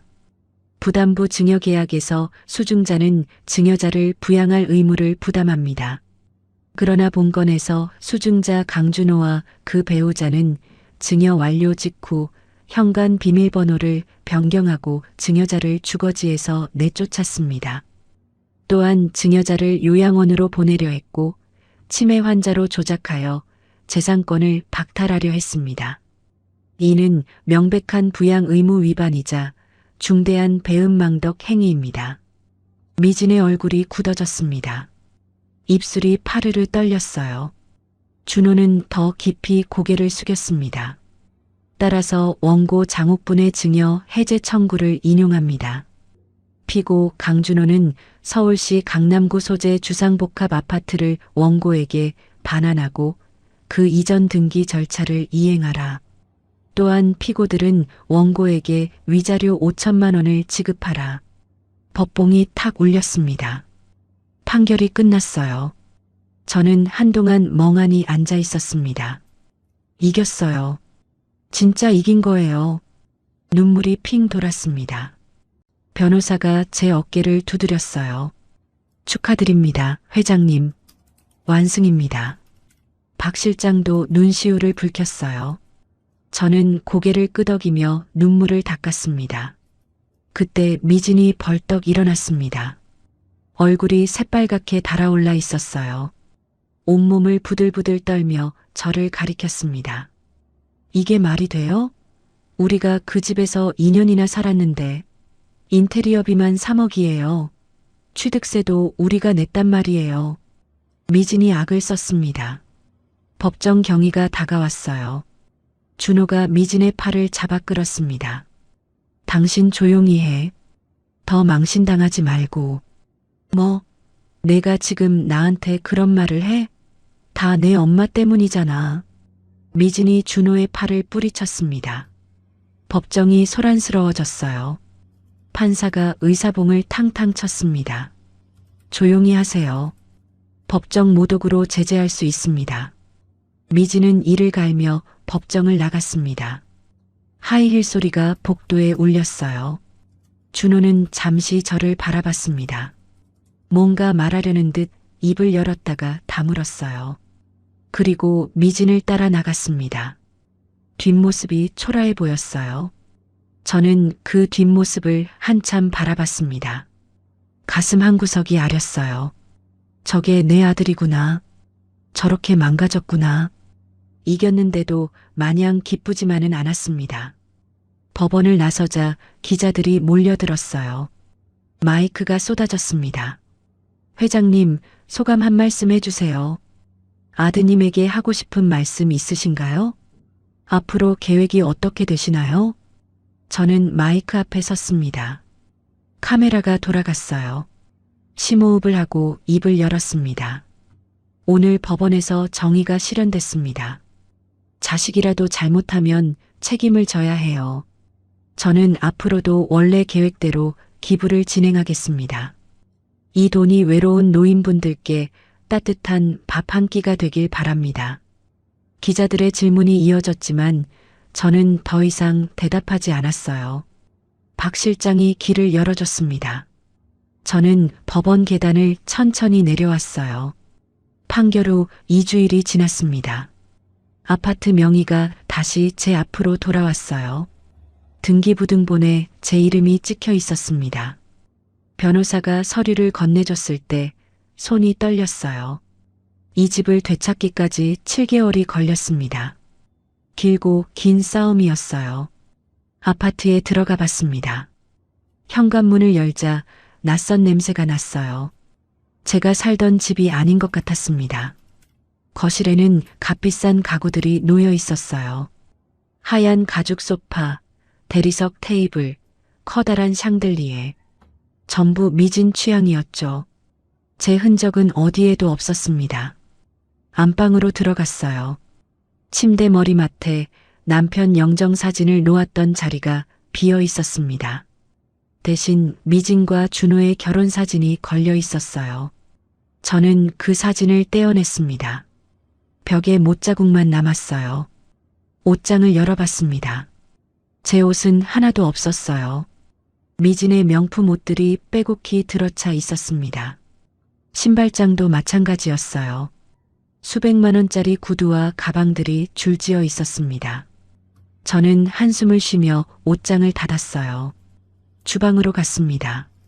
싱크대 아래 서랍을 열어봤어요. 거기에 뭔가가 있었습니다. 낡은 봉투 하나였어요. 열어보니 사진이 들어 있었습니다. 준호가 어렸을 때 찍은 사진들이었어요. 4살 때 놀이터에서 찍은 사진, 7살 때 입학식 사진, 10살 때 생일 파티 사진. 버리지 않고 숨겨둔 거였어요. 사진 속 준호는 해맑게 웃고 있었습니다. 치아 빠진 앞니가 보였어요. 저는 그 사진을 손으로 쓸어내렸습니다. 눈물이 뚝뚝 떨어졌어요. 우리 준호가 언제 이렇게 됐을까? 내가 뭘 잘못한 걸까? 혼잣말이 새어나왔습니다. 가슴이 미어졌어요. 며칠 후 아파트를 정리하기로 했습니다. 아들 내외의 물건들을 다 빼야 했어요. 이삿짐 센터를 불렀습니다. 인부들이 가구와 짐을 나르기 시작했어요. 그때 준호가 나타났습니다. 혼자였어요. 미지는 함께 오지 않았습니다. 준호는 현관 앞에서 머뭇거렸어요. 저를 바라보더니 고개를 푹 숙였습니다. 엄마, 목소리가 갈라졌어요. 저는 팔짱을 끼고 서 있었습니다. 차갑게 내려다봤어요. 왜 왔어? 짐 좀 챙기러 왔어요. 개인 물건만요. 그래, 빨리 챙겨. 저는 거실 소파에 앉아 기다렸습니다. 준호가 안방으로 들어가 뭔가를 챙기는 소리가 들렸어요. 서랍 여닫는 소리, 옷걸이 부딪히는 소리. 15분쯤 지났을까요? 준호가 작은 가방 하나를 들고 나왔습니다. 현관으로 향하다가 준호가 멈춰 섰어요. 잠시 망설이더니 돌아섰습니다. 엄마, 나 미안해. 저는 대답하지 않았어요. 고개를 돌려 창밖을 바라봤습니다. 진짜로 미안해요. 내가 잘못했어요. 준호의 목소리가 떨렸습니다. 흐느끼는 것 같았어요. 저는 여전히 대답하지 않았습니다. 입을 꾹 다물었어요. 미진이랑 헤어지기로 했어요. 이혼 서류 넣었어요. 그 말에 고개가 돌아갔습니다. 준호가 울고 있었어요. 코가 빨갛게 부어 있었습니다. 눈물이 볼을 타고 흘러내렸어요. 늦게나마 정신 차렸어요. 엄마 용서 안 해줘도 돼요. 그냥 미안하다는 말만 하고 싶었어요. 저는 아무 말도 하지 않았습니다. 입술을 깨물었어요. 눈물이 차올랐지만 참았습니다. 준호가 고개를 숙이고 현관을 나갔어요. 문이 닫혔습니다. 발소리가 멀어져 갔어요.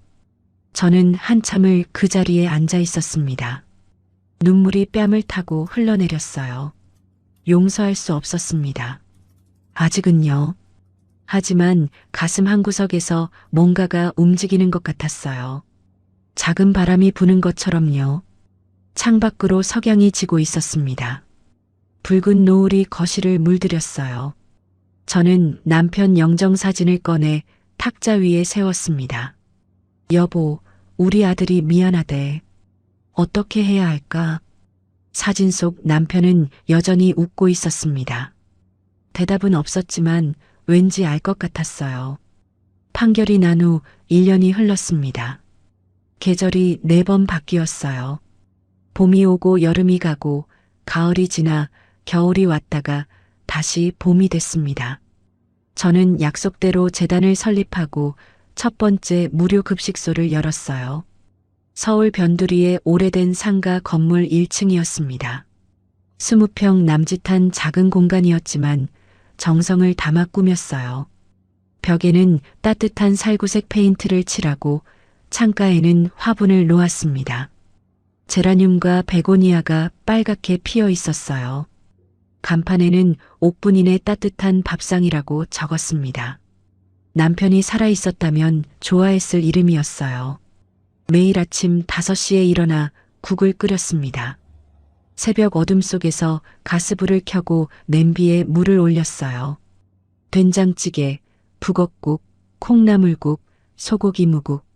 날마다 다른 메뉴를 준비했습니다. 국물이 보글보글 끓는 소리를 들으면 마음이 편안해졌어요. 반찬도 직접 만들었습니다. 시금치 나물, 콩자반, 계란말이, 멸치볶음, 깍두기. 어머니한테 배운 손맛 그대로였죠. 자원봉사자들이 열심히 도와줬지만 국만큼은 제가 직접 끓여야 직성이 풀렸습니다. 국은 손맛이 전부거든요. 점심시간이 되면 할머니, 할아버지들이 줄을 섰어요. 11시 반부터 사람들이 모여들기 시작했습니다. 굽은 허리, 주름진 얼굴, 떨리는 손, 지팡이를 짚고 오시는 분, 유모차를 끌고 오시는 분, 다들 저처럼 혼자 사는 분들이었습니다. 자식들은 바쁘다며 얼굴도 안 비추고 명절에도 혼자 라면 끓여 드시는 분들이었어요. 밥을 받아가며 고맙다고 인사하는 분들을 보면 가슴이 뭉클했습니다. 사장님, 이 국 진짜 맛있어요. 우리 엄마가 끓여주던 맛이에요. 50년 만에 이런 국 먹어봐요. 한 할아버지가 국그릇을 비우며 말했습니다. 70이 넘은 분이었어요. 눈가가 촉촉해져 있었습니다. 숟가락을 든 손이 떨렸어요. 저도 모르게 눈물이 핑 돌았습니다. 더 드릴까요? 국물 더 퍼드릴게요. 아이고, 고마워요. 이렇게 따뜻한 밥 먹어본 게 언제인지 모르겠어. 그 할아버지는 국물까지 싹싹 비우고 가셨어요. 뒷모습이 아버지 같았습니다. 그렇게 바쁜 하루하루를 보내며 지냈어요. 힘들었지만 보람 있었습니다. 외롭지 않았어요. 매일 만나는 사람들이 있었으니까요. 저를 기다리는 사람들이 있다는 게 얼마나 큰 힘이 되는지 그때 알았습니다. 어느 날 박 실장이 조심스럽게 말을 꺼냈습니다. 점심 배식이 끝나고 설거지를 하던 중이었어요. 회장님, 아드님 소식 들으셨어요? 저는 국자를 멈추고 돌아봤어요. 준호 이야기를 들은 건 이혼 소식 이후 처음이었습니다. 심장이 쿵 뛰었어요. 아니, 무슨 일인데? 이혼 후에 많이 힘드셨나 봐요. 사업도 완전히 망하고 집도 날리고 빚쟁이들한테 쫓기고 한동안 고시원에서 사셨대요. 지금은 경기도 시골에서 농사일 배우고 있다더라고요. 농사라니. 평생 손에 물 한 번 안 묻히고 살던 아들이 농사를 짓는다고요. 골프채 말고는 뭘 들어본 적도 없는 녀석이 믿기지 않았습니다. 하지만 동시에 마음 한구석이 아렸어요. 고시원이라니. 그 좁은 방에서 혼자 얼마나 힘들었을까. 어디라고 했어? 용인 쪽이래요. 귀농 지원 프로그램에 들어갔다고 하더라고요. 정부에서 하는 거요. 숙식 제공해주고 농사 기술 가르쳐주는. 저는 고개를 끄덕이고 다시 설거지를 했습니다. 아무렇지 않은 척했지만 그날 밤 한숨도 자지 못했어요. 천장을 바라보며 생각했습니다. 저 녀석이 진짜 변한 걸까? 아니면 또 다른 꿍꿍이가 있는 걸까? 돈 떨어지면 다시 찾아와서 손 벌리는 거 아닐까? 며칠 후 저는 몰래 용인으로 향했습니다. 박 실장에게도 말하지 않았어요. 혼자 가고 싶었거든요. 새벽 6시에 일어나 버스터미널로 갔습니다. 버스를 2번 갈아타고 2시간 반을 달려 시골 마을에 도착했어요. 농가 밭이 끝없이 펼쳐져 있었습니다. 공기가 맑았어요. 흙냄새가 코끝을 간지렸습니다. 서울과는 완전히 다른 세상 같았어요. 마을 이장에게 물어물어 준호가 일하는 곳을 찾았습니다. 귀농교육농장이라는 팻말이 붙어 있었어요. 비닐하우스가 줄지어 있는 넓은 농장이었습니다. 저는 언덕 위 느티나무 아래에서 멀찍이 지켜봤어요. 모자를 푹 눌러 쓰고 얼굴을 가렸습니다. 준호가 보였어요. 낡은 작업복을 입고 검은 장화를 신고 있었습니다. 얼굴이 까맣게 탔어요. 예전에 백수 같던 모습은 온데간데 없었습니다. 골프장에서 양산 쓰고 다니던 녀석이 맞나 싶었어요. 삽을 들고 땅을 파고 있었습니다. 흙먼지가 얼굴에 묻어도 신경 쓰지 않았어요. 구슬땀을 흘리며 일하는 모습이 낯설었습니다. 옆에서 농장 주인으로 보이는 아저씨가 뭔가 가르쳐줬어요. 삽쥐는 법, 땅 파는 깊이, 고랑 만드는 요령. 준호가 고개를 끄덕이며 따라했습니다. 서툴렀지만 열심히였어요. 실수하면 다시 하고 또 실수하면 또 다시 했습니다. 저는 한참을 그 모습을 지켜봤어요. 가슴이 먹먹해졌습니다. 점심시간이 됐습니다. 농장 사람들이 비닐하우스 옆 그늘에 모여 앉았어요. 도시락을 펴고 밥을 먹기 시작했습니다. 준호도 작은 도시락을 꺼냈어요. 저는 눈을 가늘게 뜨고 바라봤습니다. 하얀 밥에 김치 몇 조각, 멸치볶음 조금. 반찬이 빈약했어요. 예전에 한 끼에 10만 원짜리 한우를 먹던 녀석이 김치만 올린 밥을 먹고 있었습니다. 그것도 맛있게 한 톨도 남기지 않고 저도 모르게 눈물이 흘렀습니다. 불쌍해서가 아니었어요. 저 녀석이 드디어 땅을 짚고 일어서려 하는구나. 그 생각에 울컥한 거였습니다. 제대로 된 노동의 맛을 알아가는구나. 스스로 번 돈으로 밥 먹는 게 어떤 건지 배우고 있구나. 돌아가려던 찰나 준호와 눈이 마주쳤습니다. 준호가 고개를 들었는데 마침 제가 있는 언덕 쪽을 봤어요. 저를 알아봤습니다. 삽을 든 채로 멍하니 서 있었어요. 저도 얼어붙었습니다. 심장이 쿵쾅쿵쾅 뛰었어요. 한참 동안 서로를 바라봤습니다. 100m쯤 떨어져 있었지만 서로의 눈빛이 느껴졌어요. 준호가 먼저 고개를 숙였습니다. 깊이, 아주 깊이 숙였어요.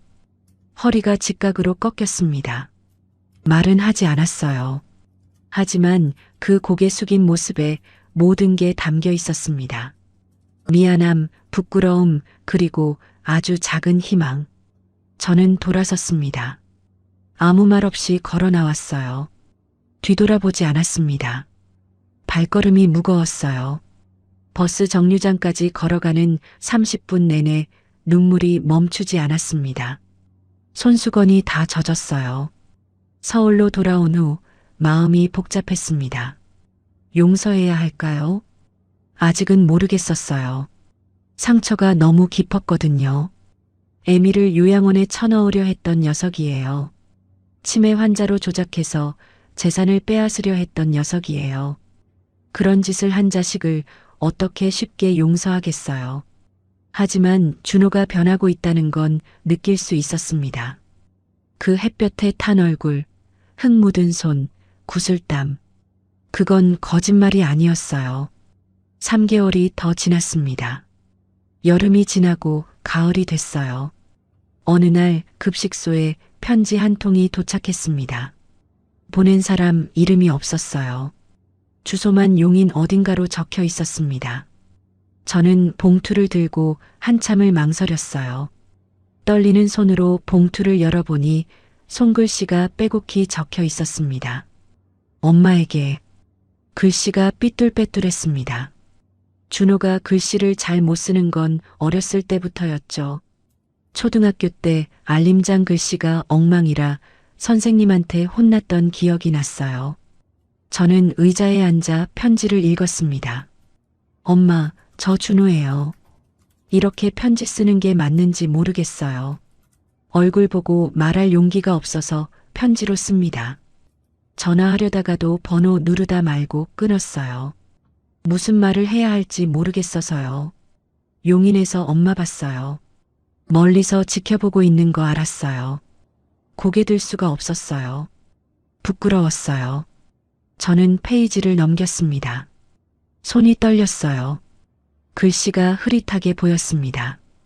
지난 1년 동안 많이 생각했어요. 밤마다 잠이 안 왔어요. 내가 왜 그랬을까? 왜 엄마한테 그런 짓을 했을까? 미진이한테 휘둘린 것도 있지만 결국은 다 제 탓이에요. 욕심이 눈을 멀게 했어요. 돈이면 다 되는 줄 알았어요. 엄마가 평생 고생해서 번 돈을 당연하게 생각했어요. 새벽마다 일어나서 국 끓이고 밤늦게까지 일하고 허리 아픈 것도 참으면서 그렇게 번 돈인데 저는 그냥 당연히 제 거라고 생각했어요. 그게 얼마나 큰 잘못인지 이제야 알겠어요. 눈물이 뚝뚝 떨어졌습니다. 편지지에 자국이 남았어요. 글씨가 흐려졌습니다. 지금 저는 농장에서 일하고 있어요. 하루 종일 땅 파고 씨 뿌리고 물 줘요. 배추 심고 무 캐고 고추 따요.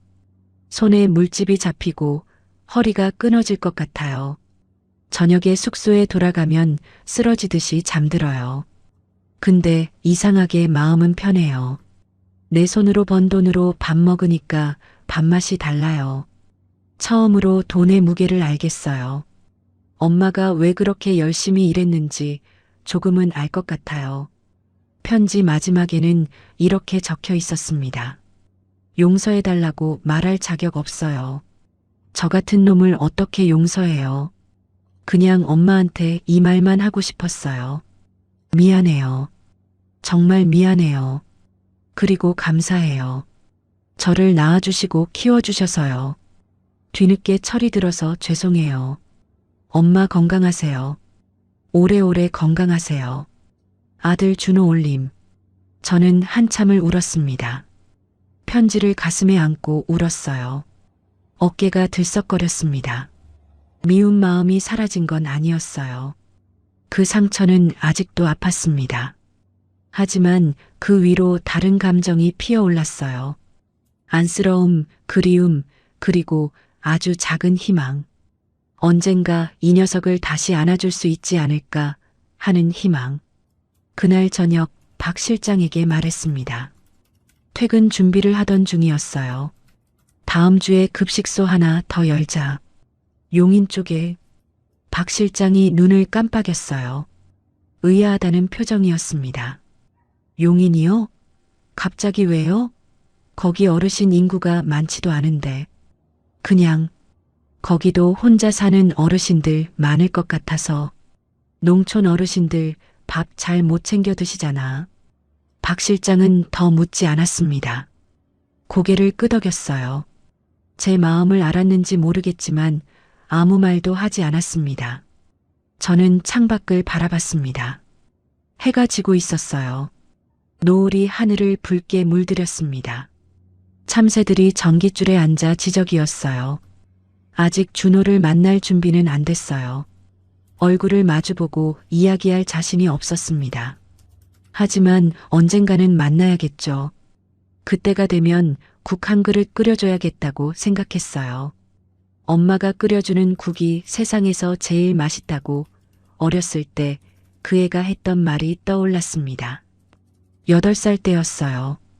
감기 걸려 누워 있는데 제가 북엇국을 끓여줬더니 그랬죠. 남편 영정 사진을 바라봤습니다. 여보, 우리 아들이 철들었나 봐. 늦었지만 어떻게 생각해? 사진 속 남편이 웃고 있었어요. 저도 따라 웃었습니다. 오랜만에 짓는 미소였어요. 입꼬리가 올라가는 게 어색할 정도였습니다. 용인 급식소 개소일이 됐습니다. 준호에게 편지를 받은 지 6개월이 지났어요. 가을이 지나고 겨울이 왔다가 다시 봄이 찾아왔습니다. 벚꽃이 흩날리는 4월의 어느 날이었어요. 아침부터 하늘이 맑았습니다. 구름 한 점 없는 파란 하늘이었어요. 급식소는 용인 시내에서 조금 떨어진 마을회관 옆에 자리 잡았습니다. 30평 남짓한 공간이었어요. 서울 급식소보다 조금 더 컸습니다. 창문이 커서 햇살이 잘 들어왔어요. 오전 햇살이 마룻바닥에 네모난 무늬를 만들었습니다. 벽에는 연두색 페인트를 칠하고 곳곳에 화분을 놓았어요. 창가에는 제라늄이 빨갛게 피어 있었습니다. 테이블은 10개를 들였어요. 한 번에 40명은 앉을 수 있었죠. 의자마다 방석을 깔아뒀습니다. 어르신들 엉덩이가 아프시면 안 되니까요. 개소식 준비로 분주했습니다. 현수막을 걸고 화환을 정리하고 식자재를 점검했어요. 박 실장이 이리저리 뛰어다니며 지시했습니다. 땀이 이마에 송글송글 맺혔어요. 자원봉사자들도 30명이나 왔습니다. 대학생부터 주부까지 다양했어요. 마을 이장님과 면장님도 축하하러 오셨습니다. 화환에는 축계소, 5분 이내 따뜻한 밥상이라고 적혀 있었어요. 저는 주방에서 국을 끓이고 있었어요. 오늘 메뉴는 소고기 무국이었습니다. 아침 4시에 일어나 새벽 시장에서 무를 사왔어요. 흙 묻은 싱싱한 무였습니다. 껍질을 벗기고 나박나박 썰었어요. 소고기를 참기름에 볶았습니다. 지글지글 소리가 났어요. 고소한 냄새가 주방 가득 퍼졌습니다. 육수가 보글보글 끓기 시작했어요. 11시가 됐습니다. 개소식이 시작됐어요. 마을 어르신들이 하나둘 모여들었습니다. 지팡이를 짚고 오시는 분, 손수레를 끌고 오시는 분, 이웃과 팔짱을 끼고 오시는 분, 굽은 허리, 깊은 주름, 하얗게 센 머리카락. 낯을 가리시면서도 호기심 어린 눈으로 급식소를 둘러보셨어요. 아이고, 여기가 공짜로 밥 주는 데래. 진짜? 요즘 세상에 그런 데가 있어? 서울서 큰 부자 할머니가 차린 거래. 뉴스에 나온 그 할머니. 웅성거리는 소리가 들렸습니다. 저는 주방에서 앞치마를 두르고 국을 저었어요. 손님 맞이는 박 실장에게 맡겼습니다. 사람들 앞에 나서는 게 아직 어색했거든요. 그때였습니다. 주방 문이 열렸어요. 삐걱 경첩 소리가 났습니다. 고개를 돌려보니 낯익은 얼굴이 서 있었어요. 준호였어요. 저는 국자를 든 채로 멈춰 섰습니다. 심장이 쿵 내려앉았어요. 숨이 턱 막혔습니다. 준호도 문 앞에서 얼어붙었어요. 서로 아무 말 없이 바라봤습니다. 시간이 멈춘 것 같았어요. 1년 반 만에 보는 아들이었습니다. 농장에서 멀찍이 본 적은 있지만 이렇게 가까이 마주선 건 법원 이후 처음이었어요. 3미터도 안 되는 거리였습니다. 준호의 얼굴이 많이 변해 있었어요. 햇볕에 그을려 까맣고 볼이 홀쭉해졌습니다. 광대뼈가 도드라져 보였어요. 하지만 눈빛이 달랐습니다. 예전에 흐리멍덩한 눈이 아니었어요. 맑고 단단해 보였습니다. 흔들리지 않는 눈이었어요. 준호가 먼저 입을 열었어요. 목소리가 갈라졌습니다. 긴장한 게 느껴졌어요. 엄마, 저 도우러 왔어요. 일손이 필요하다고 해서. 그제야 보니 준호가 작업복을 입고 있었어요. 낡은 청바지에 회색 티셔츠, 앞치마까지 가져왔더군요. 손에 들려 있었습니다. 박 실장이 뒤에서 슬쩍 고개를 끄덕였어요. 일부러 부른 거였습니다. 저한테 미리 말 안 하고요. 저는 한숨을 쉬었습니다. 그리고 턱으로 싱크대를 가리켰어요.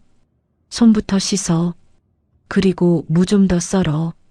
딱 그 말만 했습니다. 준호가 고개를 푹 숙이고 손을 씻었어요.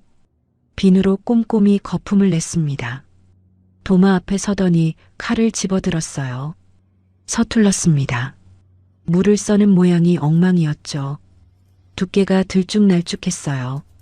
어떤 건 너무 두껍고 어떤 건 너무 얇았습니다. 그렇게 두껍게 썰면 어떡해. 국이 아니고. 이렇게. 저는 옆으로 가서 칼을 빼앗았어요.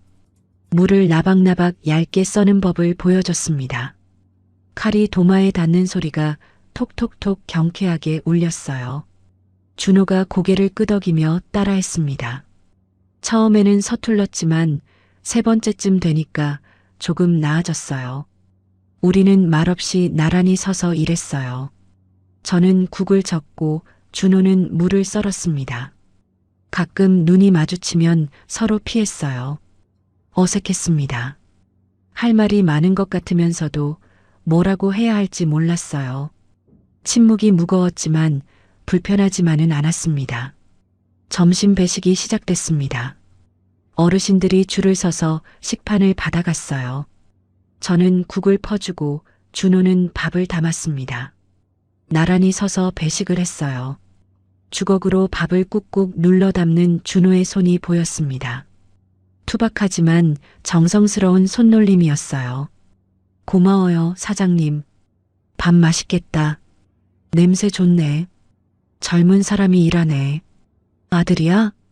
한 할머니가 준호를 가리키며 물었어요. 호기심 가득한 눈이었습니다. 저는 잠시 망설였어요. 준호가 긴장한 표정으로 저를 바라봤습니다. 손에 든 주걱이 멈췄어요. 네, 제 아들이에요. 짧게 대답했습니다. 준호의 눈에 물기가 어렸어요. 고개를 숙이고 밥을 담았습니다. 손이 떨리는 게 보였어요. 밥알이 식판 밖으로 떨어졌습니다. 배식이 끝나고 어르신들이 식사를 마쳤습니다. 빈 그릇들이 쌓였어요. 설거지할 시간이었습니다. 준호가 고무장갑을 끼고 설거지를 시작했어요. 뜨거운 물에 그릇을 담그고 수세미로 문질렀습니다. 저는 테이블을 닦았어요. 젖은 걸레로 구석구석 닦았습니다. 엄마, 준호가 불렀습니다. 저는 걸레질을 멈추고 돌아봤어요. 고마워요. 여기 오게 해줘서. 저는 대답하지 않았습니다. 다시 걸레질을 했어요. 하지만 눈가가 뜨거워졌습니다. 콧등이 시큰했어요. 저녁이 됐습니다. 급식소 문을 닫고 정리를 마쳤어요. 자원봉사자들이 하나둘 집으로 갔습니다. 수고했어요. 다음에 또 봬요. 인사를 나누며 떠났어요. 박 실장도 먼저 가라고 했습니다. 눈치 빠른 사람이었죠. 급식소에는 저와 준호만 남았습니다. 저는 주방으로 들어가 가스불을 켰어요. 냄비를 올리고 물을 부었습니다. 졸졸졸 물소리가 났어요. 뭐 하세요? 준호가 물었어요. 저는 냉장고에서 북어를 꺼냈습니다. 노란 북어포였어요. 배고프지 않아? 국 끓여줄게. 준호가 눈을 크게 떴어요. 입술이 파르르 떨렸습니다. 저 괜찮아요. 숙소 가서 먹을게요. 패 끼치기 싫어요. 시끄러. 앉아. 저는 단호하게 말했습니다. 준호가 조용히 테이블에 앉았어요. 손을 무릎 위에 가지런히 올려놓았습니다.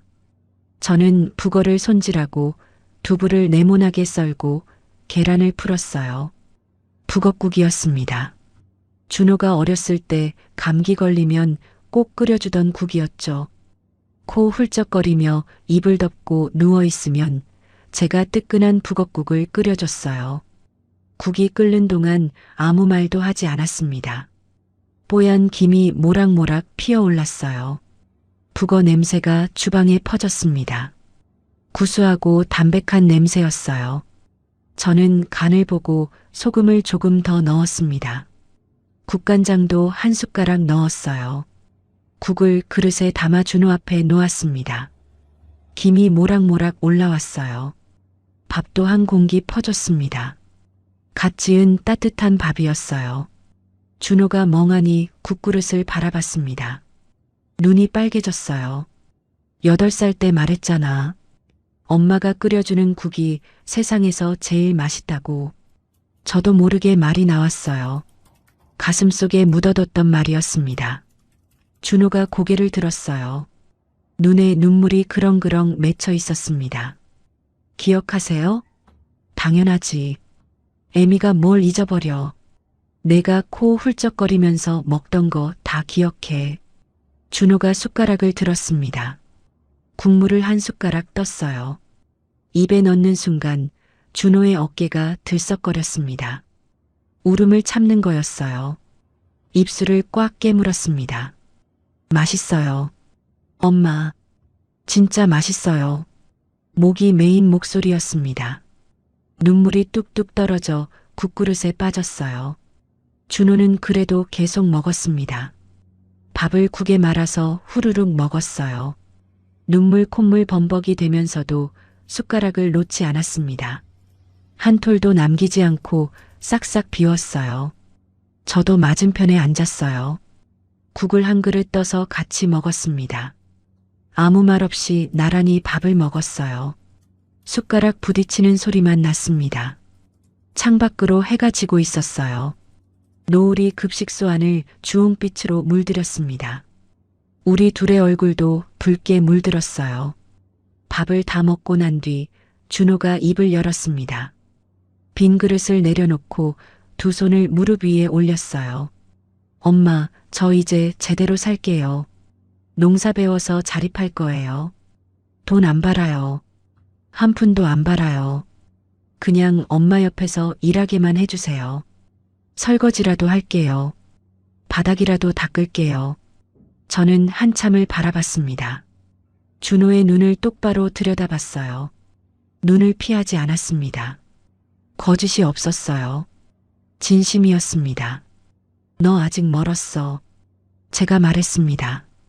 준호의 얼굴이 굳어졌어요. 고개가 푹 숙여졌습니다. 하지만 기회는 줄게. 딱 한 번이야. 준호가 고개를 번쩍 들었습니다. 눈이 휘둥그레졌어요. 믿기지 않는다는 표정이었습니다. 잘못하면 그때는 진짜 끝이야. 두 번은 없어. 알아들어? 네. 네, 엄마. 감사합니다. 정말 감사합니다. 준호가 자리에서 일어나 무릎을 꿇었습니다. 바닥에 이마를 대고 큰절을 했어요. 이마가 바닥에 닿는 소리가 났습니다. 저는 그 모습을 내려다봤어요. 가슴이 뭉클했습니다. 눈물이 흘렀지만 닦지 않았어요. 일어나. 바닥 차가워. 준호가 일어났습니다. 코가 빨갛게 부어 있었어요. 눈두덩이도 퉁퉁 부었습니다. 저는 손을 뻗어 준호의 볼을 쓸어내렸어요. 까칠까칠한 피부가 손에 닿았습니다. 햇볕에 탄 아들의 얼굴이었어요. 예전에 매끈하던 피부가 거칠어졌지만 오히려 더 사람다워 보였습니다. 밥은 잘 챙겨 먹어. 살이 너무 빠졌어. 네, 엄마. 내일도 와. 설거지 시킬 거야. 네. 매일 올게요. 약속해요. 우리는 마주보고 웃었습니다. 어색했지만 따뜻한 웃음이었어요. 오랜만에 짓는 웃음이었습니다. 준호의 눈가에 주름이 잡혔어요. 웃으니까 남편 닮은 구석이 보였습니다. 급식소 문을 나서며 하늘을 올려다봤어요. 별이 총총 떠 있었습니다. 시골이라 별이 잘 보였어요. 은하수가 흐릿하게 보일 정도였습니다. 준호가 옆에 섰어요. 나란히 하늘을 바라봤습니다. 엄마, 저 농장에서 배추 키우고 있어요. 가을에 수확하면 여기 급식소에 납품할게요. 제가 직접 키운 거요. 너 농사 제대로 지을 줄이나 알아? 아직 서툴러요. 근데 배우고 있어요. 매일 조금씩 흙이랑 친해지는 중이에요. 저는 고개를 끄덕였습니다. 피식 웃음이 났어요. 그래. 배추 맛있으면 써줄게. 맛없으면 모르고. 준호가 환하게 웃었습니다. 어렸을 때 웃던 그 얼굴이었어요. 치아 빠진 앞니가 보이던 그 해맑은 웃음. 40대 중반의 아들 얼굴에서 그 웃음이 다시 보였습니다. 잃어버렸던 줄 알았는데 숨어 있었던 거였어요. 돌아오는 차 안에서 창밖을 바라봤어요. 어둠 속으로 가로등 불빛이 지나갔습니다. 박 실장이 운전하고 있었어요.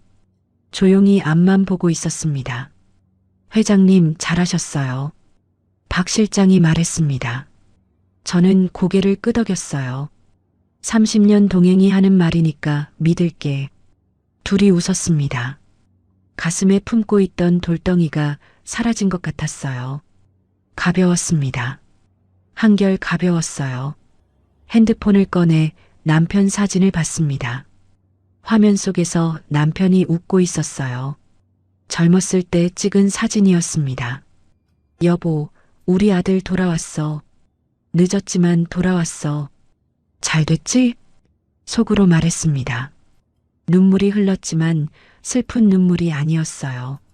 따뜻한 눈물이었습니다. 창밖으로 봄바람이 불어왔어요. 벚꽃 향기가 실려왔습니다. 꽃잎이 바람에 날렸어요. 새로운 계절이 시작되고 있었습니다. 저도, 준호도, 우리 모두. 오늘의 이야기 어떠셨나요?